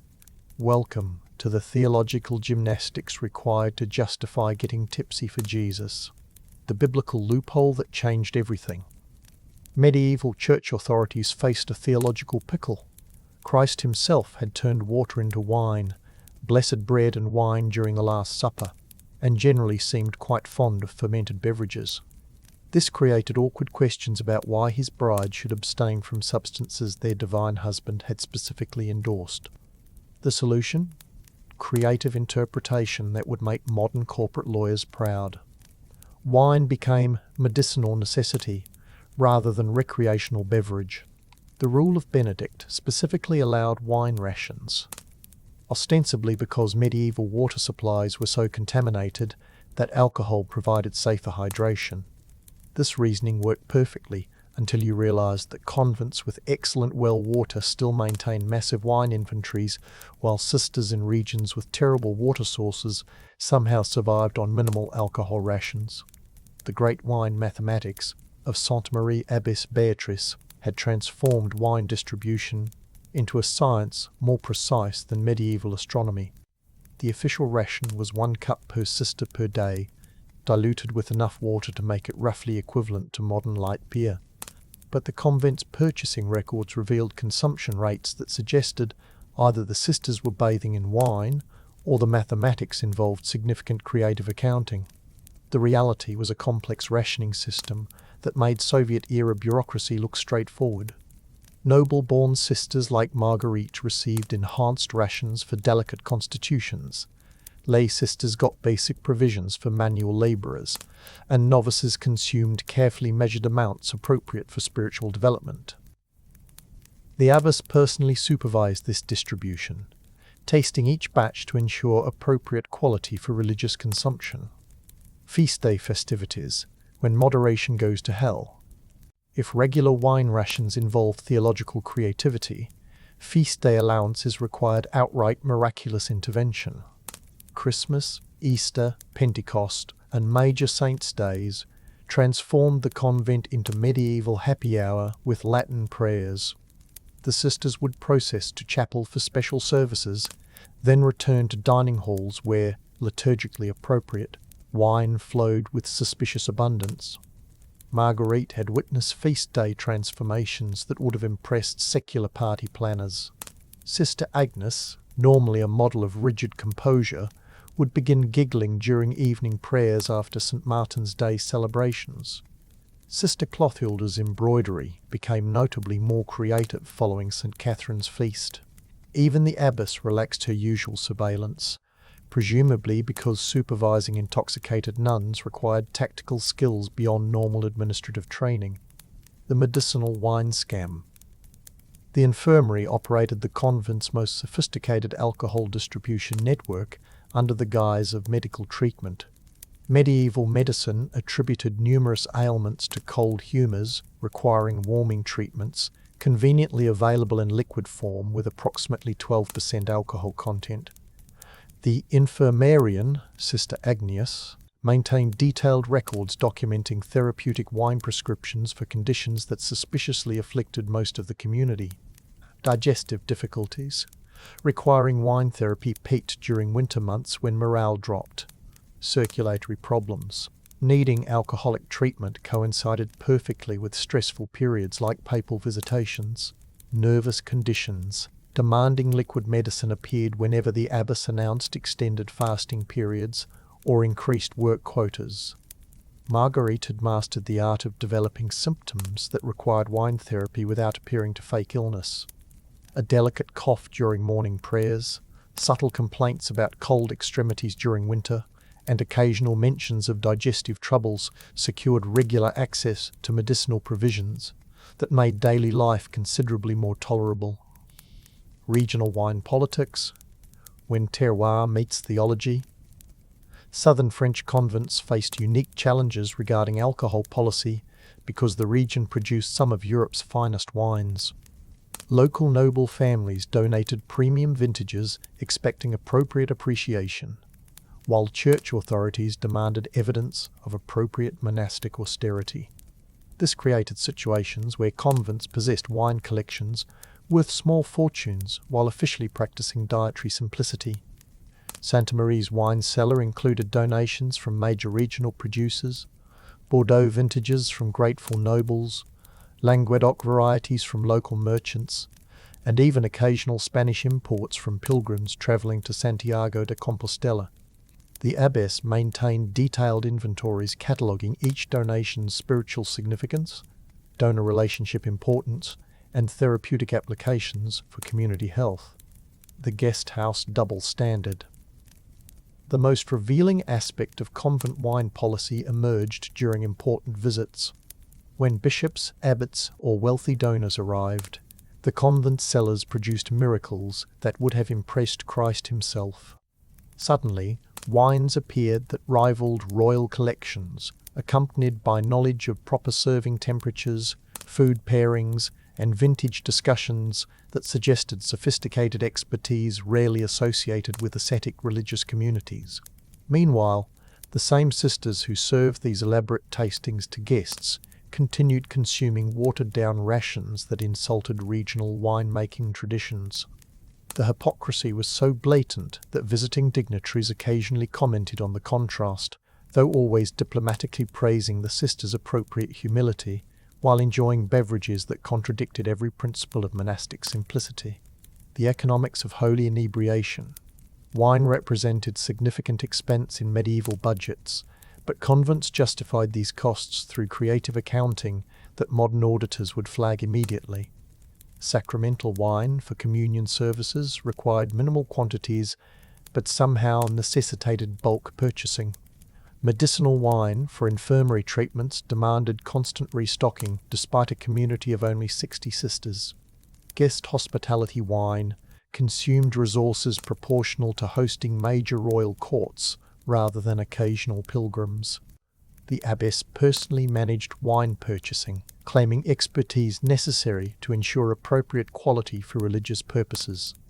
Her travelling expenses to regional wine markets rivaled those of professional merchants, though officially she was merely securing supplies for liturgical and medicinal needs. The brewing subsidiary business. Many convents supplemented wine supplies through beer production that operated like medieval craft breweries with religious branding. The sisters claimed brewing expertise essential for providing safe beverages when wine wasn't available, though their production capabilities suggested commercial operations rather than personal consumption facilities. Sainte Marie's brewery produced ales strong enough to fell armoured knights, officially for medicinal purposes, but actually for sale to local markets at premium prices.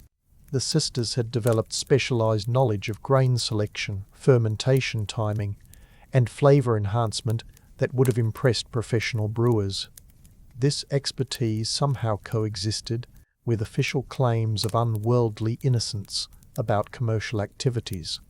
The confession booth wine policy. Perhaps the most cynical aspect of convent alcohol policy involved confession procedures. Sisters were required to confess overindulgence in food or drink as violations of temperance virtues, creating elaborate theological theatre where everyone acknowledged consuming excessive alcohol while continuing to consume excessive alcohol with ecclesiastical blessing. The confessors, invariably male clergy who themselves enjoyed wine privileges forbidden to secular Christians, assigned penances for alcohol consumption while blessing the systems that provided alcohol access. This created circular logic, where sin required punishment that involved continued access to the substances that enabled the original sin. The uncomfortable truth about medieval temperance.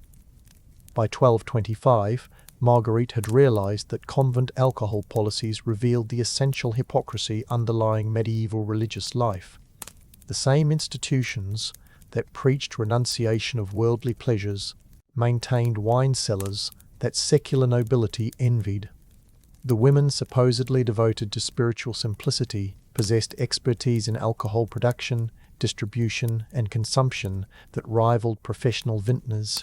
The cruel joke was that these sisters, denied so many basic human comforts, were encouraged to develop sophisticated relationships with alcohol as compensation for their restricted lives. The Church had created institutional alcoholism disguised as liturgical necessity, medicinal requirement, and hospitality obligation, the final toast to medieval hypocrisy.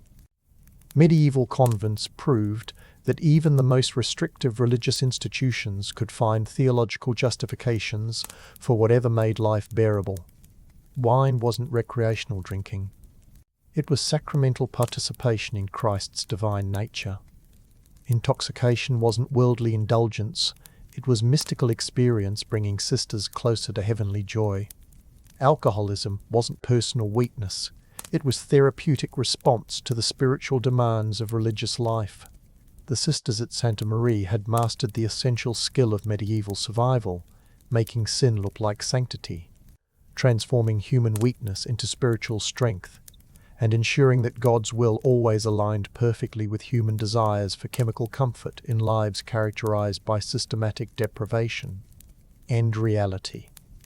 Check medieval religious temperance, where theological creativity met fermentation science, producing alcohol policies that would make modern substance abuse counselors question their career choices, while somehow qualifying as evidence of spiritual discipline.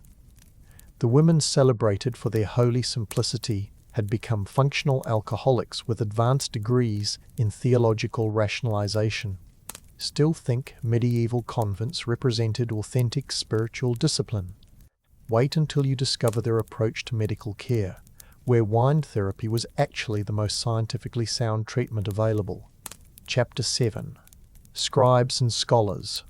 When medieval women got too smart for their own good, after surviving the horrors of medieval cuisine and discovering the theological wine loopholes, let's explore something genuinely impressive, the intellectual achievements of medieval nuns. But before you get too inspired, remember, these women's scholarly accomplishments were viewed by church authorities with the same enthusiasm modern dictators reserve for independent journalism. The literacy paradox, smart women in a system designed to keep them stupid. Here's a delicious irony that medieval chroniclers tried to ignore. Convents produced some of Europe's most educated women while operating within a religious system that considered female intelligence inherently dangerous. The Church needed literate nuns to copy manuscripts, maintain records, and teach noble daughters, but it simultaneously feared what might happen when intelligent women had access to books, writing materials, and time to think. Marguerite had arrived at Saint-Marie with basic literacy, unusual for women of her class, but essential for convent life. Within 2 years, she'd mastered Latin grammar, developed expertise in manuscript illumination, and acquired enough theological knowledge to recognize the contradictions between official church doctrine and actual convent practices. This education was simultaneously her greatest privilege and her most dangerous liability. The scriptorium, medieval intellectual sweatshop. The convent scriptorium operated like a medieval think tank crossed with a 19th century textile mill. Sisters spent 8 hours daily copying manuscripts in conditions that would violate modern workplace safety standards: inadequate lighting, toxic ink fumes, repetitive stress injuries, and supervisors who viewed creativity as evidence of spiritual pride, requiring immediate correction. But within these constraints, something remarkable happened. Women denied access to universities, legal careers, or political participation found ways to engage with the era's most sophisticated intellectual materials. They copied works by Thomas Aquinas, Peter Abelard, and other major theologians, while officially being too spiritually fragile to understand complex theological concepts. Sister Coddled had become the scriptorium's star performer, not just for her beautiful handwriting, but for her ability to spot textual errors that escape male scholars. She'd identified inconsistencies in biblical commentaries, corrected mathematical calculations in astronomical texts, and even suggested improvements to theological arguments, while officially being forbidden from having theological opinions. The underground library system. Medieval convents operated sophisticated library networks that would impress modern research institutions, despite officially being limited to devotional texts appropriate for female spiritual development. Santa Maria's official library contained standard religious works, psalters, biblical commentaries, and hagiographies designed to inspire rather than educate.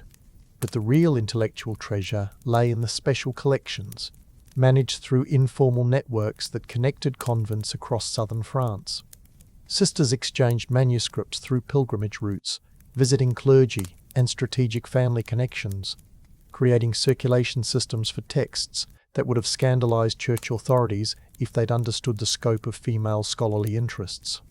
Marguerite had access to works that male students at the University of Paris might envy: Aristotelian philosophy, Islamic mathematical texts, Byzantine historical chronicles, and even vernacular literature that explored secular themes forbidden to religious communities. The abbess maintained plausible deniability by ensuring these works were catalogued as theological research materials or historical documents relevant to spiritual development. The art of intellectual camouflage. Medieval nuns developed sophisticated techniques for pursuing scholarly interests while appearing to focus exclusively on devotional activities. Biblical commentary became vehicles for discussing contemporary politics. Hagiographical writing provided opportunities to explore psychological analysis. Even embroidery projects incorporated complex mathematical principles disguised as decorative patterns. The illuminated manuscripts produced at Saint-Marie contained intellectual content that modern scholars are still discovering. Marginal decorations included encrypted messages between convents, mathematical calculations hidden in decorative borders, and political commentary disguised as religious allegory. These women had transformed their artistic work into scholarly communication networks that operated beneath official surveillance. The Education Underground Railroad. The most subversive aspect of convent intellectual life involved education of younger sisters and lay students. While officially providing basic religious instruction, experienced nuns created informal curricula that rivaled university programs in sophistication and scope. They taught logic through theological analysis, mathematics through monastery accounting, natural philosophy through medical practice, and rhetoric through sermon composition. Sister Agnes, the infirmarian, had developed medical expertise that attracted consultation requests from secular physicians. Her diagnostic skills, pharmaceutical knowledge, and surgical techniques suggested training that would have required university education if women had been permitted university attendance. Instead, she'd acquired this knowledge through careful observation, manuscript study, and informal networks connecting learned women across religious communities. The dangerous game of female scholarship. Intellectual achievement created dangerous visibility for medieval women. Too much learning attracted accusations of spiritual pride, potential heresy, or inappropriate worldly ambition. Too little learning made them useless for the scholarly work that justified their community's existence. Navigating this balance required political skills that would impress modern corporate executives. Marguerite had learned to demonstrate just enough intellectual capability to secure interesting work assignments while avoiding the level of scholarship that might threaten male ecclesiastical egos. She'd mastered the art of asking intelligent questions while attributing insights to divine inspiration rather than personal analysis. Her theological observations were framed as humble requests for guidance rather than independent conclusions that might suggest inappropriate intellectual independence. The economics of female intellectual labour.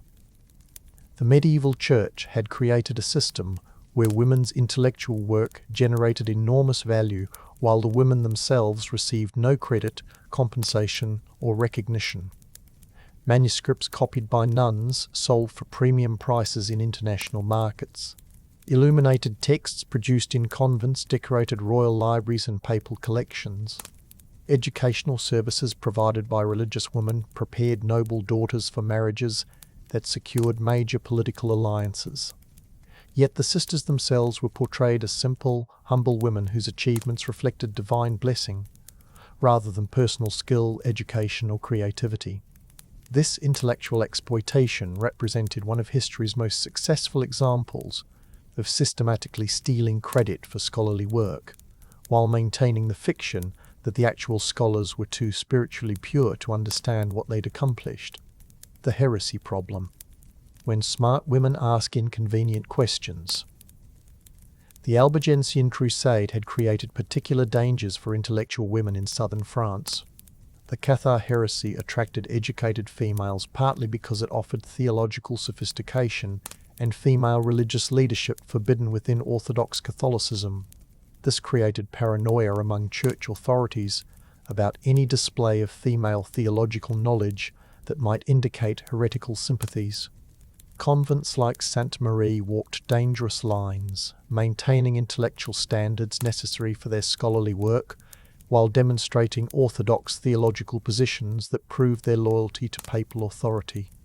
Sisters learned to express complex theological ideas through language that appeared humble and submissive, while actually engaging with sophisticated doctrinal questions. The creative writing renaissance. Despite official restrictions on secular literature, medieval nuns produced creative works that influenced the development of vernacular literary traditions. They wrote poetry, composed music, created dramatic works for religious festivals, and developed narrative techniques that would influence later medieval and Renaissance literature.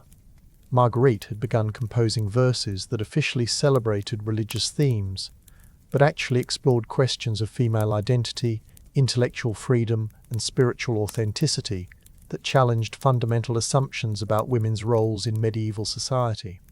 Her poems circulated through informal networks that connected creative women across religious communities, creating literary movements that historians are still discovering. The scientific revolution. They don't mention medieval convents contributed to scientific advancement through their medical practice, agricultural innovation, and astronomical observation. Sisters like Agnes developed pharmaceutical knowledge through systematic experimentation with medicinal plants. Others made astronomical observations for calculating religious feast dates that advanced mathematical understanding of celestial mechanics. But these scientific achievements were attributed to divine inspiration or male supervisors rather than recognized as products of female intellectual capability. The Church had created institutional structures that enabled significant scholarly work while ensuring that the scholars themselves received no recognition for their contributions to medieval intellectual development. The uncomfortable truth about medieval female education. By 1225, Marguerite had realized that convents provided women with educational opportunities unavailable anywhere else in medieval society, while simultaneously ensuring that these opportunities served institutional interests rather than female empowerment. The sisters had become intellectual laborers whose scholarly achievements enhanced church prestige and financial resources, while they themselves remained powerless, anonymous, and ultimately disposable. End reality check. Medieval convent scholarship, where female intellectual achievement met systematic exploitation, producing educational accomplishments that advanced European learning while ensuring that the actual scholars remained invisible, uncredited, and ultimately controlled by the same patriarchal system their work served to strengthen. Still think medieval convents offered genuine intellectual freedom? Wait until you discover what happened when these educated women tried to use their knowledge for anything other than institutional benefit. So we've established that medieval nuns were surprisingly well educated, despite systematic attempts to keep them intellectually docile. But here's where the story gets truly dangerous. What happened when these scholarly women began using their education for purposes beyond copying manuscripts and teaching embroidery? Welcome to the medieval equivalent of samizdat literature, underground philosophy, and intellectual resistance movements that would make Soviet dissidents proud. The Forbidden Library, what they really read after hours. While the official convent library contained safe devotional materials, the real intellectual action happened in hidden collections that would have given church authorities apoplectic fits.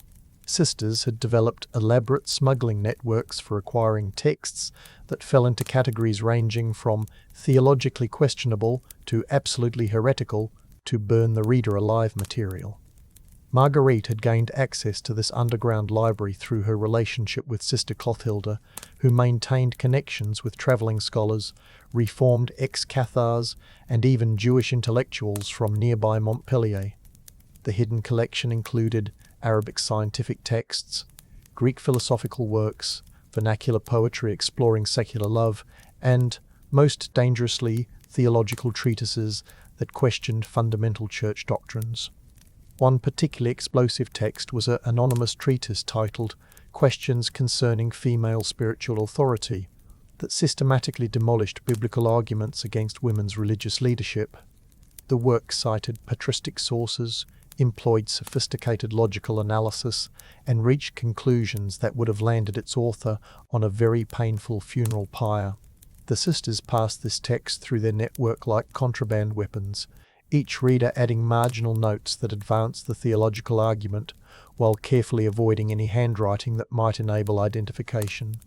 The encryption arts, medieval intellectual security. Medieval nuns had developed communication methods that would impress modern cryptographers.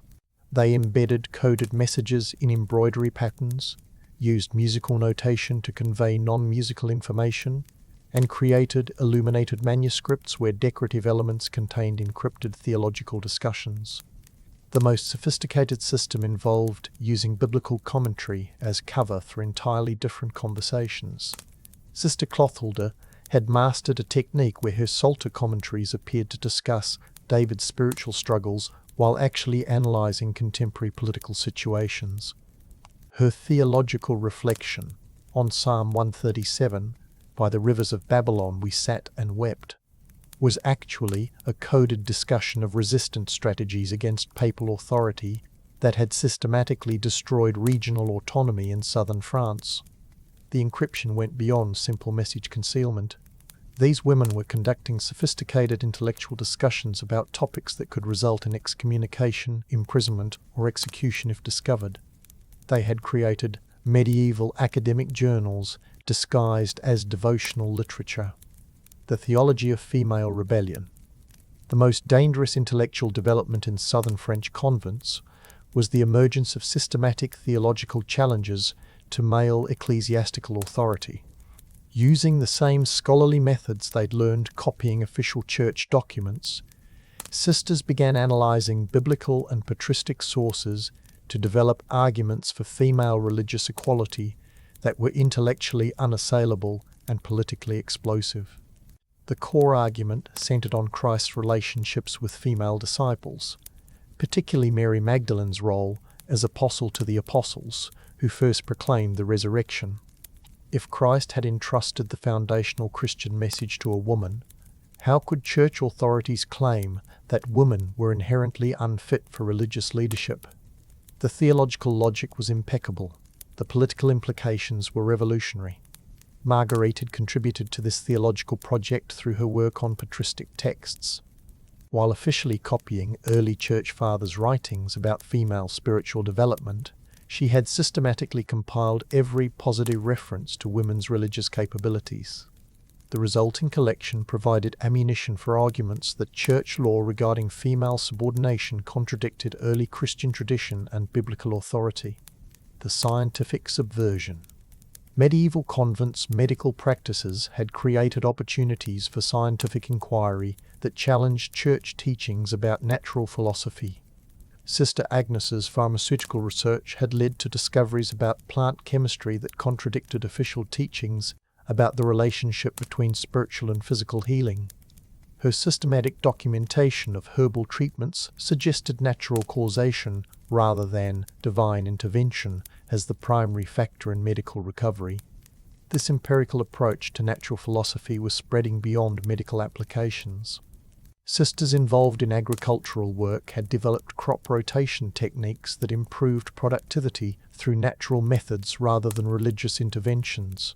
Those managing convent finances had created accounting systems that revealed mathematical patterns in economic activity that suggested natural laws governing commercial relationships. The cumulative effect was the development of intellectual frameworks that emphasized natural causation over supernatural intervention, dangerous thinking that approached the boundaries of material heresy while remaining technically within orthodox theological boundaries. The literary revolution, hidden in plain sight. The most subversive intellectual development was the emergence of vernacular literature that explored female experience from women's perspectives rather than male theological frameworks. Sisters were composing poetry, music, and dramatic works that presented women as complex intellectual and emotional beings rather than simplified symbols of virtue or vice.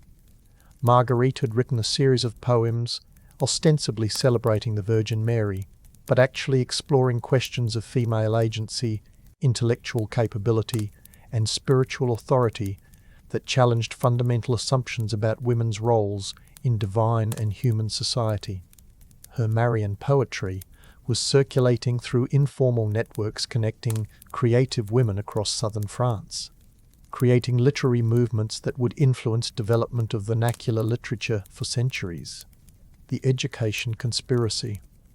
Perhaps the most systematically subversive activity was the informal education network that connected convents across the region. Sisters had created curricula for female students that rivaled university education in sophistication while remaining technically focused on appropriate female religious development. They were essentially operating underground universities for women centuries before official educational institutions would admit female students. The conspiracy involved systematic knowledge transfer between generations of educated nuns who ensured that intellectual achievements weren't lost when individual scholars died. They had created institutional memory systems that preserved scientific, theological, and literary knowledge across generations of religious women who officially weren't supposed to be capable of sophisticated intellectual work. The political implications of female scholarship. The intellectual achievements of southern French nuns had created political problems that extended beyond religious boundaries. Educated women were asking questions about secular authority that paralleled their theological challenges to ecclesiastical power. If biblical analysis could demonstrate female religious equality, couldn't similar analytical methods be applied to secular law codes that restricted women's political and economic rights? Some sisters had begun corresponding with secular noblewomen about legal questions involving inheritance, property rights, and political authority. They were providing scholarly analysis that supported female claims to political power based on historical precedent, legal interpretation, and theological argument. This represented intellectual support for political challenges to patriarchal authority that threatened both church and secular power structures. The crackdown that was coming. By 1225, church authorities were beginning to recognize the scope of intellectual subversion developing within female religious communities. Papal investigators had identified patterns of excessive learning among nuns that correlated with regions where heretical movements had strongest support. The response would be systematic suppression of female intellectual life disguised as spiritual reform. The coming crackdown would involve stricter censorship of convent libraries, enhanced surveillance of scholarly activities, and transfer of educated sisters to distant houses where their intellectual networks could be disrupted. The Church had realized that educated women represented existential threats to patriarchal authority, and was preparing to address this problem through institutional changes that would effectively end the intellectual renaissance in female religious communities. The tragic irony of medieval female education. Marguerite had come to understand that the Church's investment in female education had created unintended consequences that threatened the system's fundamental assumptions about gender, authority, and power. By teaching women to read, write, and think analytically, Religious institutions had provided tools that enabled systematic challenges to the intellectual foundations of female subordination. The educated nuns of southern France had demonstrated that women possessed intellectual capabilities equal to male scholars, while simultaneously proving that education inevitably led to questions about social and political arrangements that defined women as inherently inferior.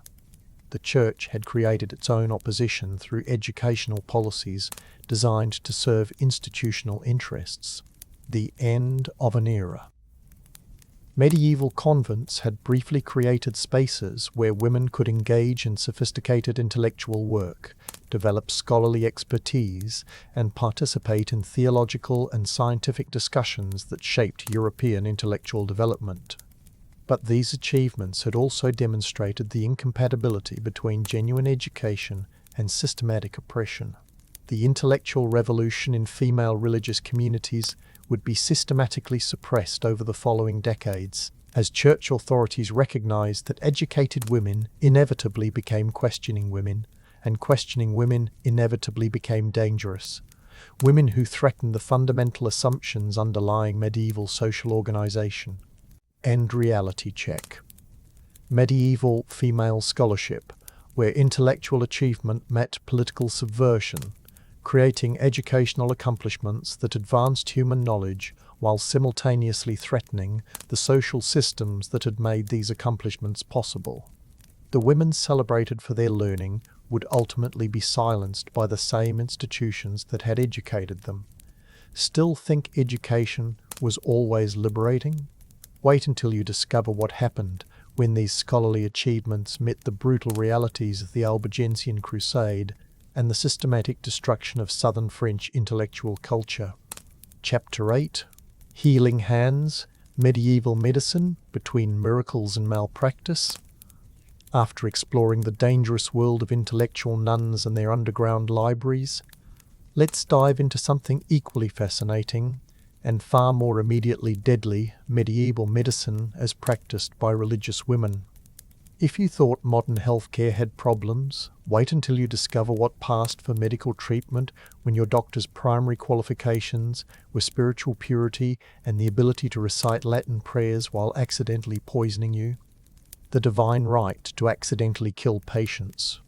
Medieval convents served as the primary healthcare providers for their regions, which sounds impressive until you realize this meant women with zero medical training were performing surgery, prescribing drugs, and treating diseases based on theological theories that would make modern physicians weep into their malpractice insurance policies. The Church had declared that God worked through holy women to heal the sick. A convenient theological position that provided free health care while absolving everyone of responsibility when treatments killed more patients than diseases. Sister Agnes had inherited the position of infirmarian at Sainte Marie, not through medical expertise, but because her predecessor had died of the same fever she'd been treating unsuccessfully for 6 months. The transition involved no formal training, just access to a collection of herbal remedies, surgical instruments that hadn't been cleaned since the Crusades, and an alarming number of religious relics that supposedly enhanced therapeutic effectiveness. The four humours, medieval medicine's greatest hit and miss. The theoretical foundation of medieval medicine rested on the classical theory of four bodily humours: blood, phlegm, yellow bile, and black bile, that needed perfect balance for health. This sounds reasonable until you discover that medieval physicians diagnosed humoral imbalances through techniques that included examining urine colour, analysing patients' dreams, checking astrological charts, and occasionally just guessing based on whether they liked the patient's attitude. Marguerite had experienced this diagnostic system firsthand when she developed what modern doctors would recognise as a simple respiratory infection. Sister Agnes diagnosed excess phlegm caused by cold, moist humours, aggravated by Saturn's influence during morning prayers. The prescribed treatment involved bleeding to reduce hot humours, cold compresses to balance the moist elements, and consumption of dried herbs that would supposedly warm her internal temperament while cooling her spiritual inflammation. The treatment lasted 3 weeks, during which Marguerite's simple cough developed into pneumonia that nearly killed her. The recovery was attributed to divine intervention rather than her body's natural immune response, reinforcing everyone's faith in both the medical system and God's personal interest in convent healthcare outcomes. The Pharmacy of Horrors. Medieval convents maintained elaborate pharmaceutical collections that combined legitimate herbal knowledge with substances that belonged in horror movies rather than medical facilities. Sister Agnes's pharmacy included genuinely useful plants: willow bark for pain relief, digitalis for heart conditions, ergot for obstetric emergencies, alongside treatments that modern toxicologists would classify as chemical warfare. The standard pain relief protocol involved opium-based preparations that frequently killed patients through respiratory depression before their original ailments could be addressed. Mercury treatments for various skin conditions created systematic mercury poisoning that produced symptoms worse than the diseases they were supposed to cure. Antimony preparations designed to purge evil humours caused violent vomiting that occasionally resulted in patients literally vomiting their internal organs. But the real pharmaceutical creativity emerged in combination therapies where multiple toxic substances were mixed together based on astrological calculations, biblical numerology, or pure theological inspiration. Marguerite had witnessed preparations that included ground pearls for spiritual purity, gold leaf for divine blessing, crushed emeralds for cardiac strength, and enough arsenic-based compounds to eliminate small armies. Surgical techniques that defied survival.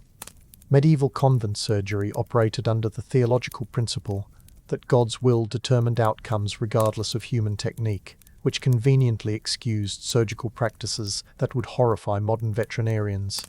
The sisters performed operations using instruments that hadn't been sterilized, in environments that weren't clean, with techniques that weren't based on anatomical knowledge, while maintaining absolute confidence that divine providence would ensure appropriate results. Sister Agnes had performed cataract surgery by inserting needles directly into patients' eyes to push the clouded humours back into proper position. The success rate was approximately 10%, but the failures were attributed to insufficient faith rather than surgical incompetence. She'd attempted kidney stone removal through abdominal incisions, made without anaesthetic while patients were held down by other sisters, chanting prayers for divine assistance. The most horrifying aspect was the casual attitude towards surgical mortality. Deaths during operations were celebrated as evidence that God had called the patient to immediate heavenly reward, rather than acknowledged as preventable tragedies caused by primitive medical practices. The surgical suite doubled as a prayer chapel, where last rites were administered more frequently than successful treatments. The obstetric nightmare. Medieval convents provided obstetric care for secular women, creating situations where celibate nuns who'd never experienced childbirth were managing one of medicine's most complex specialties, based entirely on theoretical knowledge and religious inspiration. The results were predictably catastrophic, with maternal and infant mortality rates that made plague outbreaks seem benign by comparison. The theological framework surrounding childbirth made medical intervention particularly dangerous. Labour pain was considered divine punishment for Eve's original sin, so pain relief was theologically inappropriate. Difficult deliveries were interpreted as evidence of maternal sinfulness requiring spiritual correction rather than medical assistance. When complications arose, the standard response involved more prayers rather than practical interventions that might have saved lives. Sister Agnes had developed specialized techniques for managing births that included positioning patients to facilitate proper spiritual alignment with God's will, administering herbal preparations that supposedly encouraged divine cooperation with natural processes, and calling for emergency prayers when everything inevitably went wrong. Her obstetric success rate would have embarrassed medieval veterinarians treating livestock. The plague years, when bad medicine met worse disease. The periodic plague outbreaks that devastated medieval Europe provided ultimate tests of convent medical practices, and the results demonstrated both the heroism and incompetence of religious healthcare providers. Sisters like Agnes risked their lives treating plague victims, using medical techniques that probably accelerated mortality while displaying personal courage that modern healthcare workers would admire. The standard plague treatment protocol involved bloodletting to reduce fever, which weakened patients when they needed strength.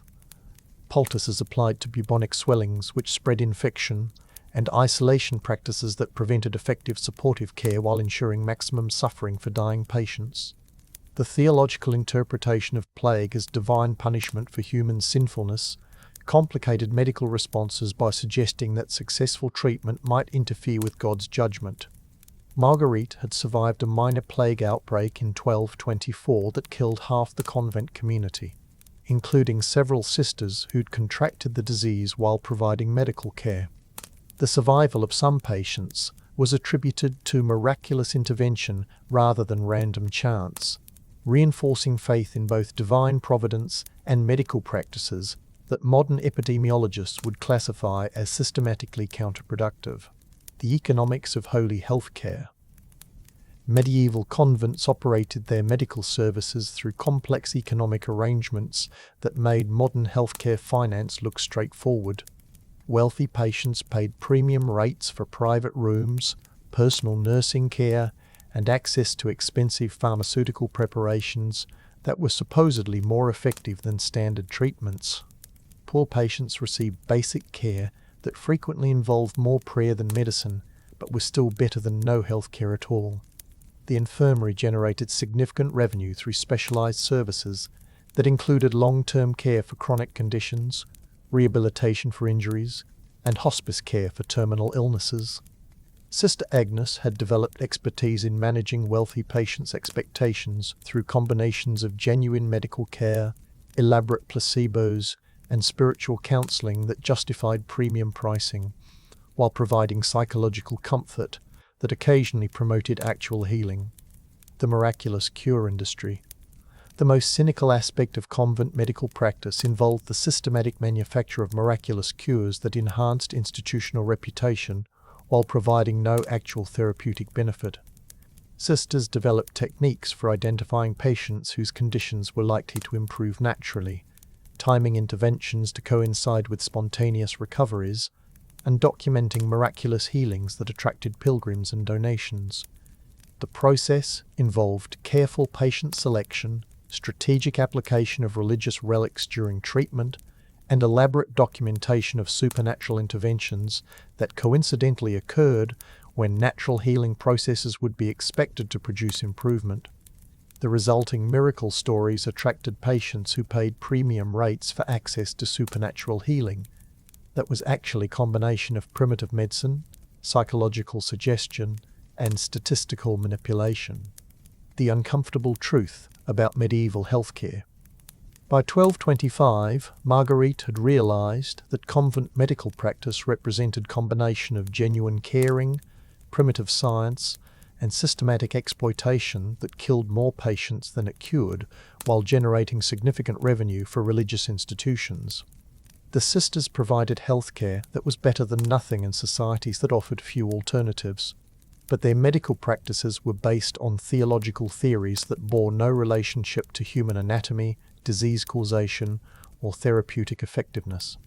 The tragic irony was that these women possessed enough intelligence and observational skills to develop effective medical practices if they'd been allowed to base treatments on empirical evidence rather than religious doctrine. Instead, they were trapped within theological frameworks that prevented scientific progress while requiring them to maintain confidence in medical systems that they privately knew were ineffective and frequently harmful. End reality. Check medieval convent medicine, where genuine compassion met primitive science, producing healthcare that combined heroic personal sacrifice with systematic medical incompetence, creating treatment outcomes that made dying at home look like a reasonable alternative to professional medical care. Still think the Middle Ages were spiritually superior? Wait until you discover what medieval nuns considered appropriate psychiatric treatment for mental health conditions that modern therapists would handle with counseling and medication. If medieval physical medicine was a horror show, Their approach to mental health was basically psychological warfare with religious justification. Picture modern psychiatric care. Then imagine the exact opposite while adding Latin prayers, physical violence, and the firm belief that mental illness was either divine punishment or demonic possession requiring therapeutic beatings. Sister Agnes had inherited responsibility for treating what medieval medicine classified as disorders of the spirit. Everything from what we'd recognize as depression and anxiety to full psychotic breaks that resulted from the psychological pressure of convent life itself. Her treatment arsenal included exorcism, extended fasting, physical restraints, solitary confinement, and various forms of therapeutic violence that would land modern practitioners in prison for assault. The theoretical foundation rested on the belief that mental disturbance indicated spiritual corruption requiring purification through suffering. Depression meant insufficient gratitude for God's gifts, demanding treatments designed to inspire proper thankfulness through systematic misery. Anxiety suggested lack of faith in divine providence, requiring interventions that eliminated worldly comforts until patients achieved appropriate spiritual dependence. Psychotic episodes were obviously demonic possession, needing exorcism that frequently killed the patient while supposedly saving their soul. Marguerite had witnessed this system in action when Sister Adelaide developed what modern psychiatrists would diagnose as severe depression following systematic bullying by other sisters. Her symptoms included persistent sadness, loss of appetite, social withdrawal, and occasional expressions of hopelessness that medieval authorities interpreted as spiritual rebellion against God's plan for her salvation. The prescribed treatment began with increased prayer obligations designed to restore proper spiritual focus. When this failed to improve her condition, Sister Agnes escalated to fasting regimens intended to purify spiritual corruption through physical deprivation. Adelaide's weight loss and increasing weakness were interpreted as progress in eliminating worldly attachments that had caused her spiritual sickness. As her condition deteriorated, the treatments became more extreme. Solitary confinement in the convent's meditation cell, essentially a stone closet without windows, was supposed to provide uninterrupted time for spiritual reflection and divine communication. The isolation lasted weeks, while Adelaide's mental state collapsed completely. But her increasing disconnection from reality was celebrated as evidence that she was transcending worldly concerns through mystical experience. The final phase involved physical interventions that modern human rights organizations would classify as torture. Daily flagellation sessions were designed to drive out spiritual corruption through systematic pain that supposedly purified the soul by mortifying sinful flesh. Sister Agnes would personally supervise these beatings while reciting prayers for Adelaide's spiritual restoration, apparently unaware that she was systematically destroying whatever remained of the young woman's psychological stability. When Adelaide was found hanging in the bell tower, the official explanation described her death as mystical rapture, calling her soul to immediate union with Christ. The treatment had succeeded by helping her achieve ultimate spiritual goal of leaving earthly existence for heavenly reward.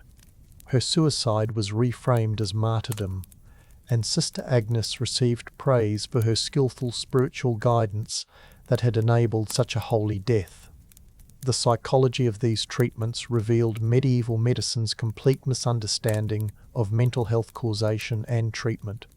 Physical deprivation worsened depression by eliminating activities and social connections that might have provided psychological support. Isolation increased anxiety by removing human contact that could have provided emotional stability. Violence traumatized already fragile psyches, while creating additional psychological damage that required more violent interventions in escalating cycles of therapeutic abuse. But the system persisted because it served institutional interests beyond patient care. Mental health problems in convents were often caused by the psychological pressure of forced religious life, systematic abuse, and social isolation that characterized religious communities. Treating these problems effectively would have required acknowledging that religious institutions were creating the psychological damage they claimed to be healing. Instead, the medical system blamed patients for spiritual failures that required more extreme religious interventions.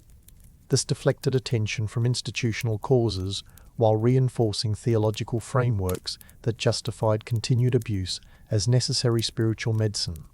Sisters who questioned these practices were themselves diagnosed with spiritual problems requiring similar treatment, creating perfect systems for silencing dissent through medical violence. The pharmaceutical treatments for mental health conditions were particularly horrifying, combinations of primitive chemistry and theological inspiration. Mercury preparations were administered to patients with mood disorders because the metal's liquid properties supposedly provided spiritual fluidity that could restore proper mental balance. Lead-based compounds were prescribed for anxiety because the metal's heaviness would supposedly anchor restless spirits to appropriate earthly concerns. Opium-based preparations were used to treat what medieval medicine classified as excessive spiritual enthusiasm, essentially drugging women whose religious experiences became inconveniently intense or independent. The irony was that many of these experiences were probably caused by malnutrition, sleep deprivation, and psychological stress that could have been addressed through improved living conditions rather than chemical suppression. The most sophisticated pharmaceutical intervention involved herbal preparations that combined genuinely psychoactive plants with toxic substances based on astrological calculations and biblical numerology. Patients received combinations of herbs that might have therapeutic effects alongside compounds that created additional psychological disturbance, while practitioners credited any improvement to divine intervention rather than chemical effects. Mental health treatments also reflected the convent's class-based healthcare system, where noble patients received gentler interventions while working-class sisters endured harsher therapies. Wealthy families could negotiate for private care that avoided the most extreme treatments, while sisters from poor backgrounds were subjected to full applications of medieval psychiatric medicine that frequently killed patients while supposedly curing their spiritual ailments. The documentation of these treatments reveals the casual attitude towards psychological suffering that characterized medieval medical practice. Patient records describe extreme interventions using language that suggests routine medical procedures rather than systematic torture. The disconnect between therapeutic claims and actual practices suggests either complete medical incompetence or cynical exploitation of vulnerable patients who had no alternative sources of mental health care. By 1225, Marguerite had realized that convent mental health practice represented systematic abuse disguised as medical treatment, justified through theological frameworks that blamed patients for problems created by institutional conditions. The sisters responsible for these treatments were often compassionate women working within systems that prevented effective care while requiring them to implement practices they privately recognized as harmful. The tragic reality was that medieval convents created psychological conditions that would challenge modern mental health professionals while providing treatments that would horrify contemporary psychiatric practitioners. Women suffering from problems caused by forced religious life, social isolation, and systematic abuse were treated with interventions that worsened their conditions while claiming to provide spiritual healing that justified continued suffering. Medieval mental health care represented the intersection of primitive medicine, theological ignorance, and institutional self-interest that created treatment systems designed to serve religious authorities rather than help patients. The women who provided these treatments were trapped within frameworks that prevented effective care while requiring them to implement practices that contradicted their instincts for genuine healing and human compassion. The ultimate irony was that medieval religious communities, supposedly dedicated to Christian love and healing ministry, had developed mental health practices that would have impressed Roman arena organizers for their systematic cruelty while maintaining theological justifications that transformed torture into evidence of divine mercy and spiritual progress towards salvation through suffering. Chapter 9. The World Beyond: How Cloistered Nuns Ran. Medieval social networks After exploring the horrors of medieval psychiatry, let's examine one of the biggest lies about convent life: the idea that medieval nuns were isolated from the secular world.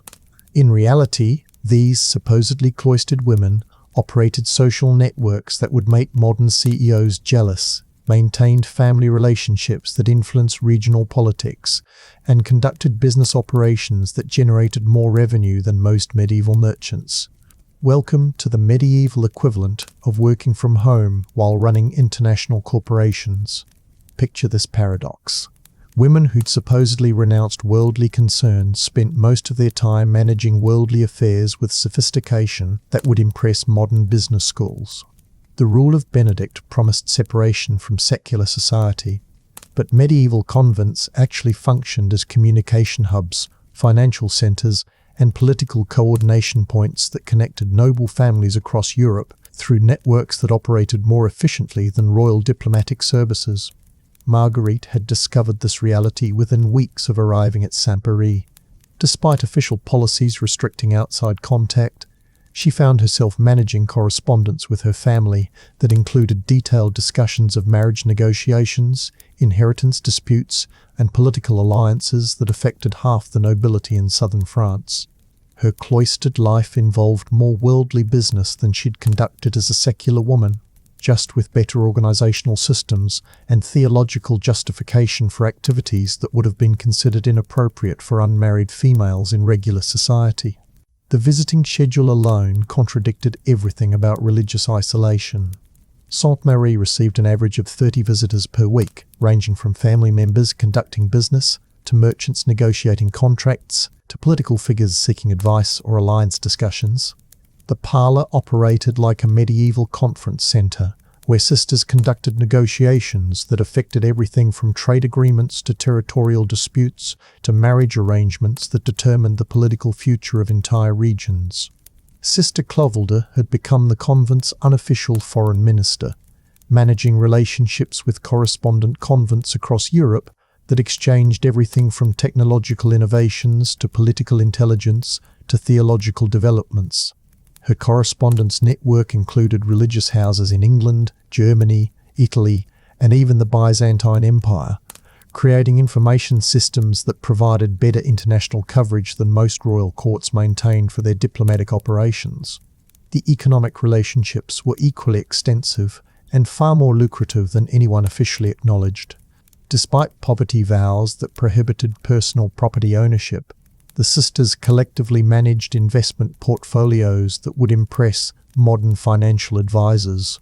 They owned agricultural properties, operated manufacturing businesses, maintained trading relationships, and provided banking services that generated returns sufficient to fund operations that extended far beyond basic subsistence requirements.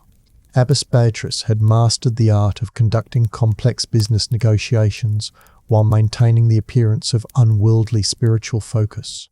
Her meetings with secular merchants involved discussions of market conditions, pricing strategies, and competitive positioning that demonstrated expertise rivaling professional traders, all conducted in the convent parlour between prayer services, while officially focusing exclusively on divine rather than commercial interests. The family relationships created particular complications for women who'd supposedly severed earthly attachments through religious vows.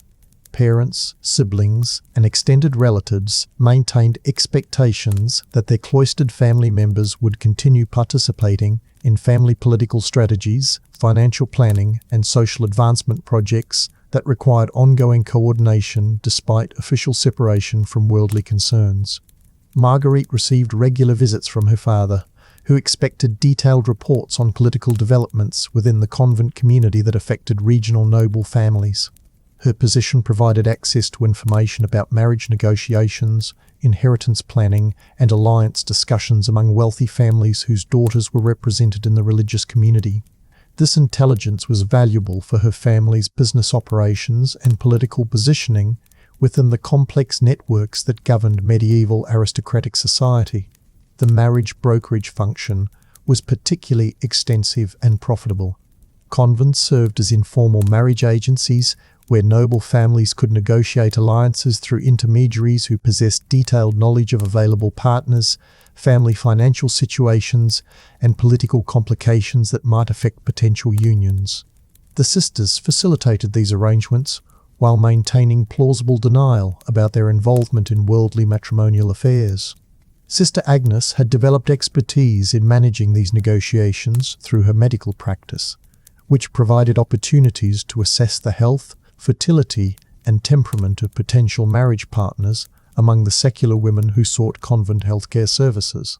Her medical evaluations included information that was valuable for families considering matrimonial alliances, but would have been inappropriate to request directly from potential partners or their families.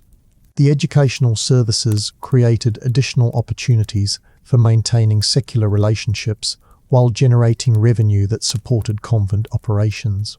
Wealthy families paid premium rates for their daughters to receive education at religious houses that provided better instruction than available through secular tutors, while offering social connections that would be valuable for future marriage negotiations and political advancement. These educational programs involved curriculum that extended far beyond basic religious instruction to include training in languages, mathematics, natural philosophy, music, and social skills that prepared noble daughters for sophisticated court life. The sisters who provided this education maintained ongoing relationships with their former students that continued long after the educational programs ended, creating networks that connected convents to noble households across multiple generations.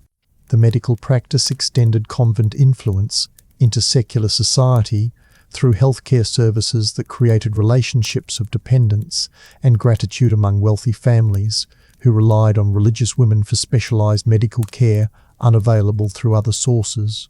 Sister Agnes's pharmaceutical expertise and surgical skills attracted patients from across the region who paid substantial fees while providing access to political information and social intelligence that enhanced the convent's strategic positioning. The pilgrimage industry created additional opportunities for secular engagement through hospitality services that functioned like modern luxury hotels with religious branding. Wealthy pilgrims paid premium rates for accommodation that provided comfortable lodging, excellent meals, spiritual guidance, and social entertainment during their religious journeys. These services generated significant revenue while creating relationships with influential travelers who carried news and opportunities between different regions. The most cynical aspect of these secular relationships involved the systematic exploitation of family loyalty and religious sentiment to generate financial support for institutional operations that served the interests of church hierarchy rather than the women whose family connections provided the resources.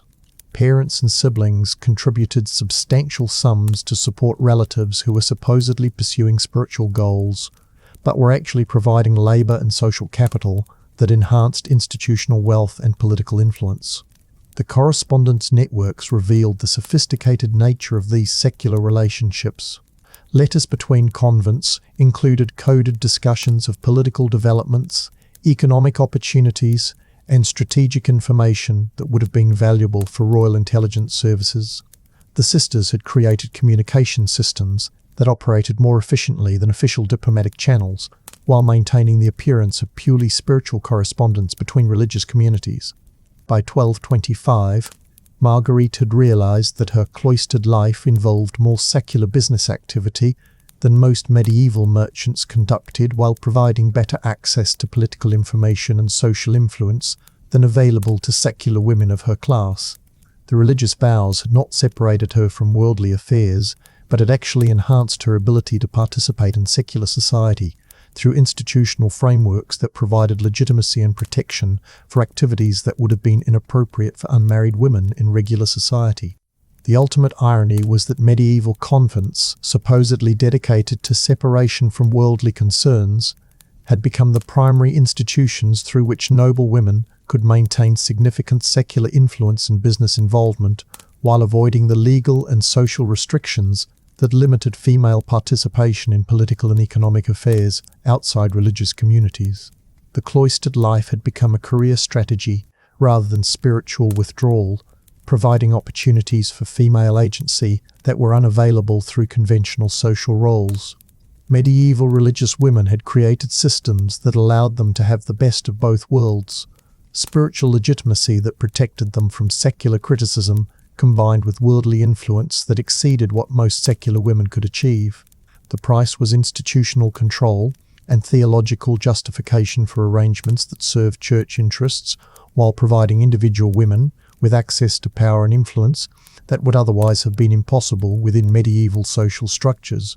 Let's peel back another layer of cloistered life and take a look at the convent's external entanglements, where family ties, community relationships, and that sweet medieval patronage turned supposedly isolated sisters into social power brokers with side hustles that would make LinkedIn's algorithm explode.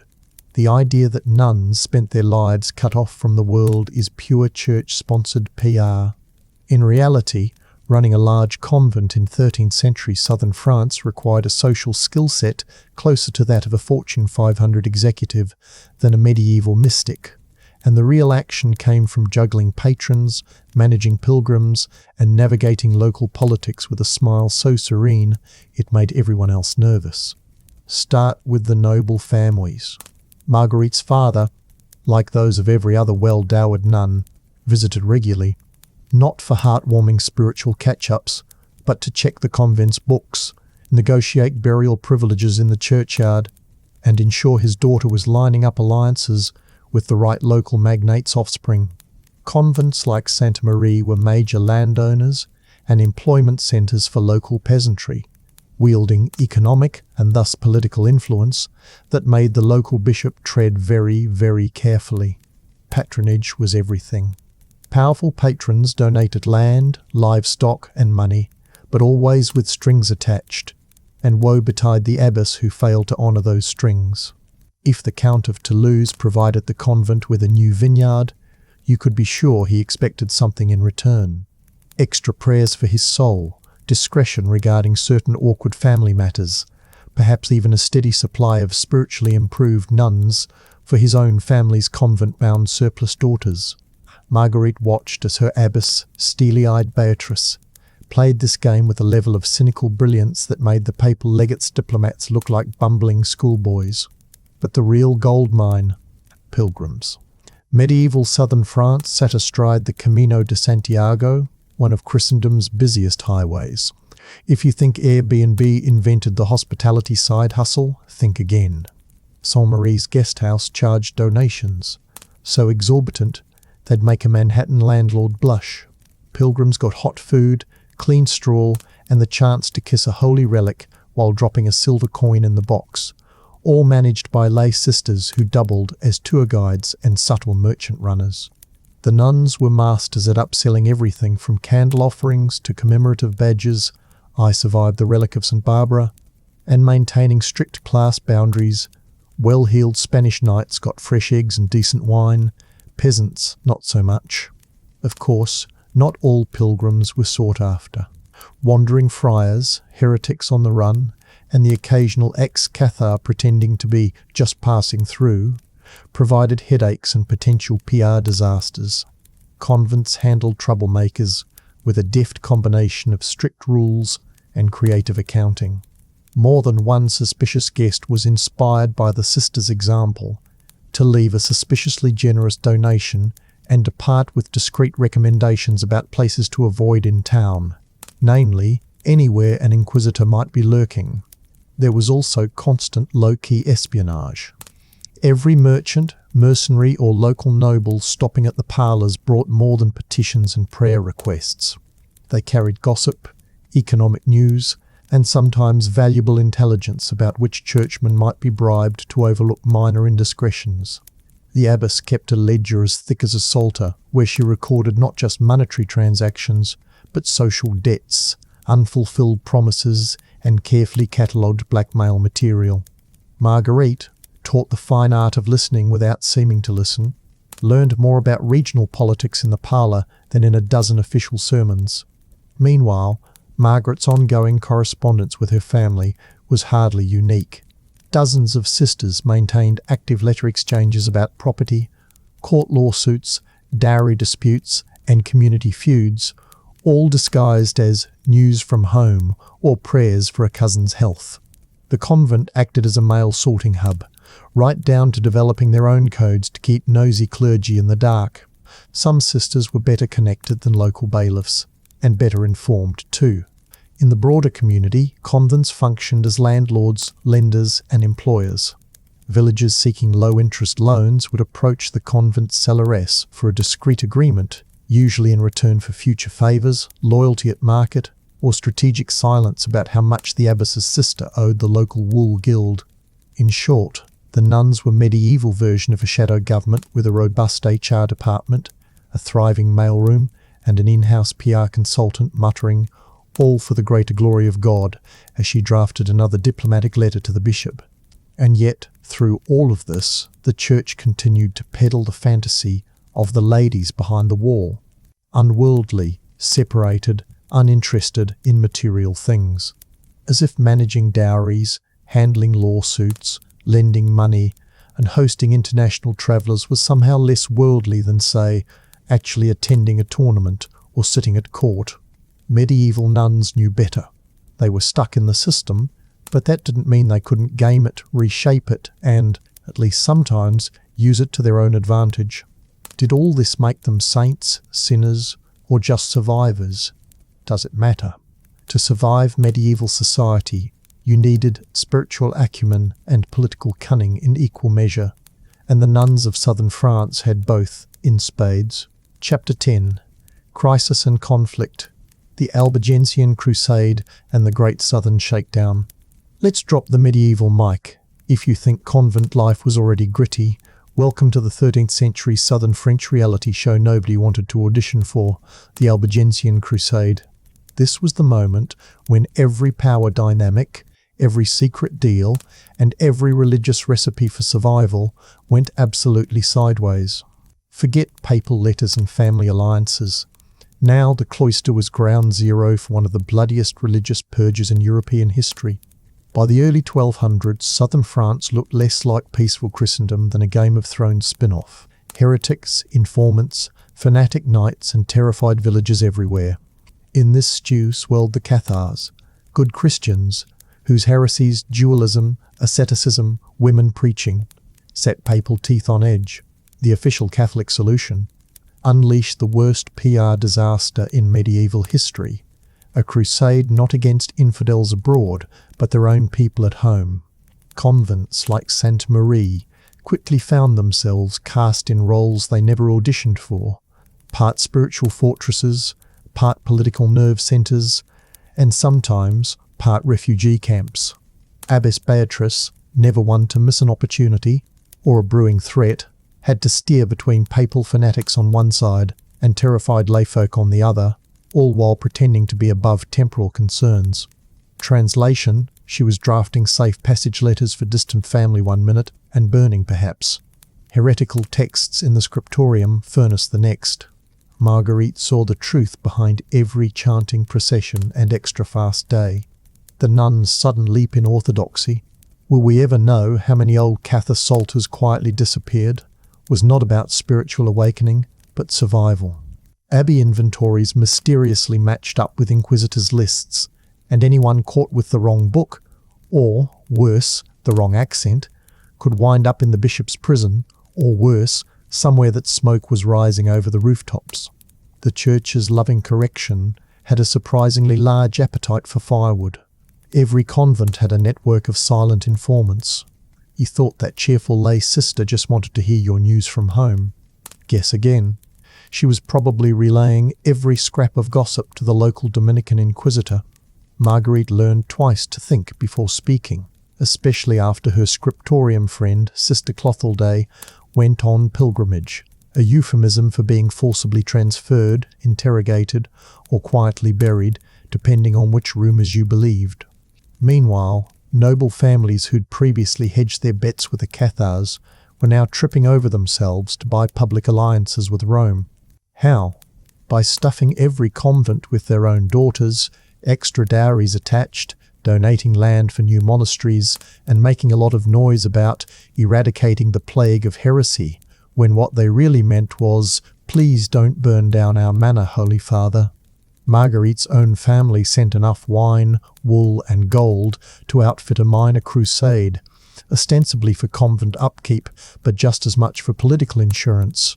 No one wanted to be the next target of God's cleansing justice, when justice now meant armed knights, smashed orchards, and burned libraries.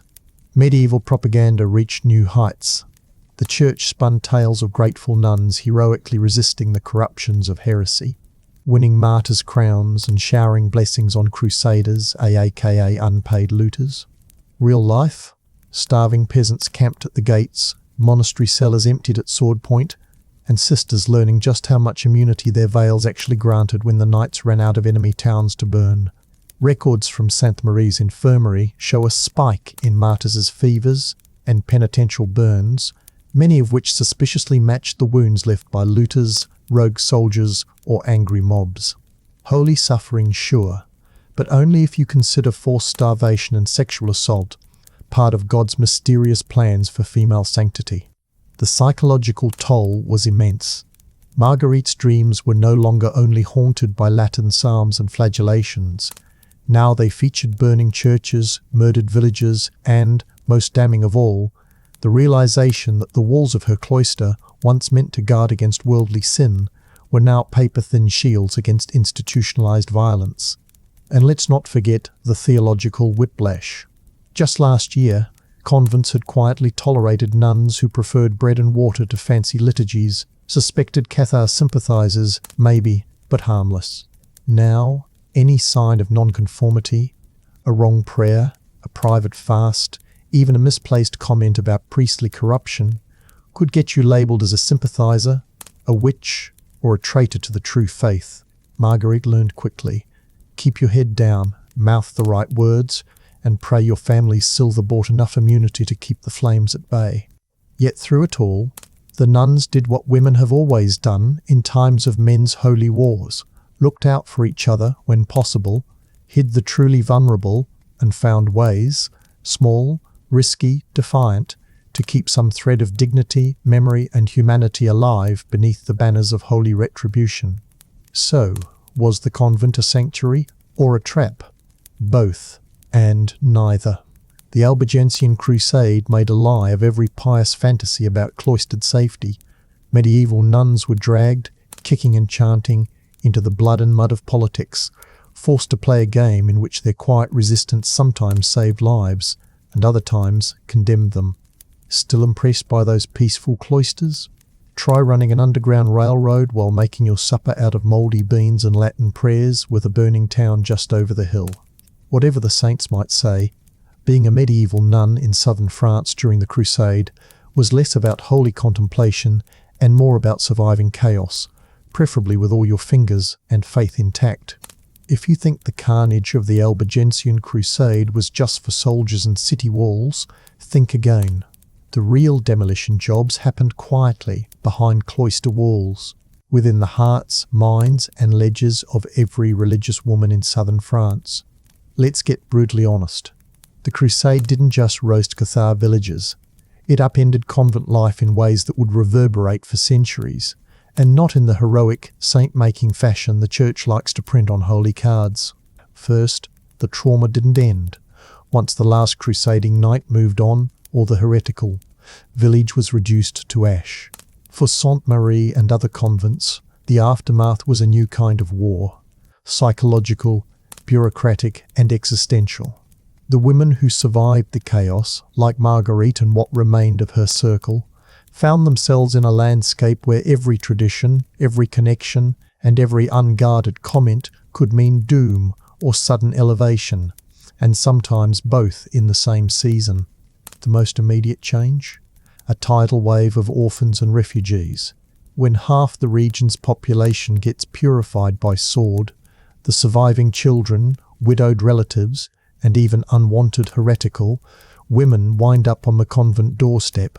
Santa Marie's orderly enclosure became a holding pen for the wounded, traumatized, and, let's be real, politically inconvenient. Suddenly, piety meant crowd control, infection management, and the awkward accounting of extra mouths to feed on ever-dwindling resources. So much for praying in peace. Abbess Beatrice, who'd always mixed a talent for PR with a knack for staying alive, became the region's crisis manager. She rebranded every act of desperate charity as martyr's hospitality, neatly laundering the convent's own survival struggles into stories of saintly endurance. Need to explain why half the crops vanished, or why a suspicious number of old books were donated to the fire? Just use the new vocabulary: purification, renewal, sacrifice for the true faith. But no PR spin could erase the fact that trust collapsed even faster than the economy. Every sister suspected her neighbour. That chipper novice? Is she a secret Cathar or just bad at prayers?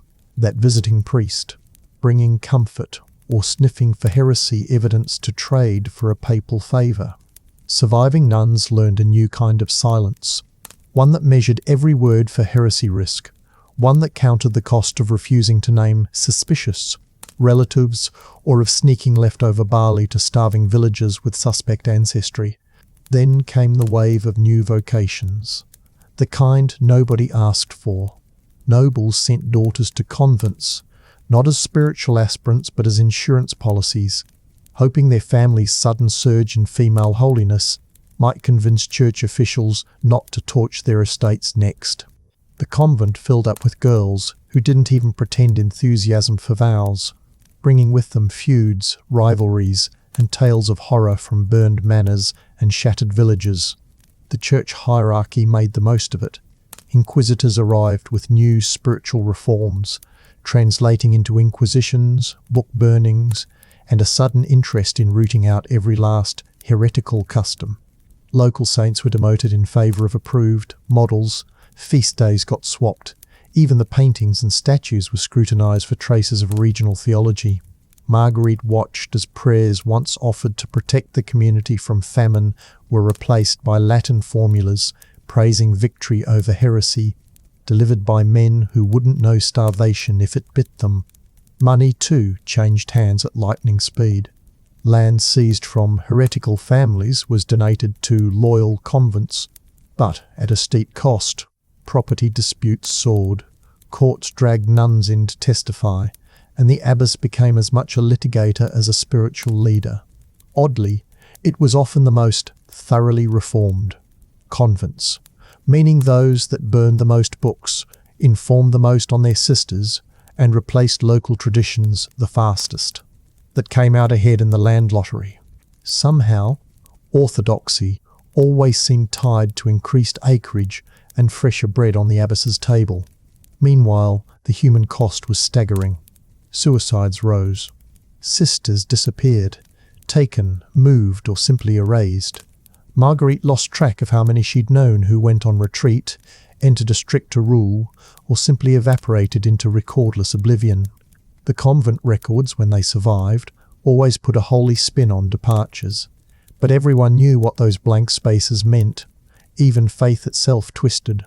Against a background of ash, corpses, and whispered denouncements, the theology got grimmer, and the acts of mercy ever more transactional. Prayer became currency. Forgiveness was now a political favour, dispensed by those who'd best memorised the exact lines favoured by Rome's enforcers. And let's be snarky but serious. The convent, once a hedge against the male world's ruthless power, for all its own flaws, became instead a tool of that same power, recast as a factory for obedience, a staging ground for new crusaders, and a warehouse for political hostages dressed up as virgins of the Lord. The poetry, friendship, and intellectual freedom that flourished in the pre-crusade years, sacrificed on the altar of institutional survival. Yet, in the darkest corners, little flickers of resistance survived. A hidden prayer in Occitan, a page of dangerous scripture slipped beneath a stone, a whispered memory of lost friends, kept alive across generations of silence and fear. So, the next time you imagine a medieval convent as a sanctuary of peace or a font of unbroken tradition, remember it was also a battleground, a vault for secrets and scars, and a place where women navigated the fallout of a holy war that ground their world to dust, then asked them to sweep it up and sing about God's mercy as they did it. Still longing for a taste of that holy, medieval simplicity? You and Marguerite might want to think again. Well, there you have it, fellow insomniacs. The brutal, bloody, and surprisingly business-savvy reality of medieval nun life in southern France. We've journeyed from forced marriages to Christ through theological wine loopholes, witnessed medical practices that would horrify modern veterinarians, and discovered that cloistered women ran social networks more complex than modern LinkedIn algorithms. What started as a fairy tale about holy women singing hymns in peaceful gardens turned into a masterclass in medieval survival, featuring psychological warfare with rosary beads, intellectual achievements hidden behind theological camouflage, and enough institutional hypocrisy to make modern politicians blush with shame. Our girl Marguerite learned the essential medieval skill, making oppression look like opportunity, transforming systematic abuse into spiritual achievement, and ensuring that God's will always aligned perfectly with whatever kept you alive until tomorrow. The women we've met weren't saints or sinners. They were survivors navigating systems designed to crush their spirits while extracting maximum labor from their broken bodies. Medieval religious life wasn't about genuine spiritual experience. It was about creating compliant workers who'd thank God for the privilege of being systematically exploited by institutions that promised salvation, while delivering something much closer to sophisticated psychological torture with Latin soundtracks. So the next time someone sighs romantically about the good old days of medieval spirituality, remind them that those beautiful illuminated manuscripts were created by women having nervous breakdowns in religious gulags, and those inspiring mystical writings were often desperate attempts to find meaning in lives characterized by systematic abuse disguised as divine service. Thanks for staying awake through this medieval nightmare with me. If you enjoyed discovering how your assumptions about history were completely wrong, hit that subscribe button and ring the notification bell, because the drowsy historian has plenty more uncomfortable truths to uncover about the past that textbooks conveniently forgot to mention. Until next time, keep questioning everything they taught you in school, and remember, history is always written by the winners, but the real stories live in the margins, waiting for someone caffeinated enough to dig them up. Sweet dreams, and try not to think too hard about what medieval medical care would do to your life expectancy. Subscribe to The Drowsy Historian for more historically accurate nightmares.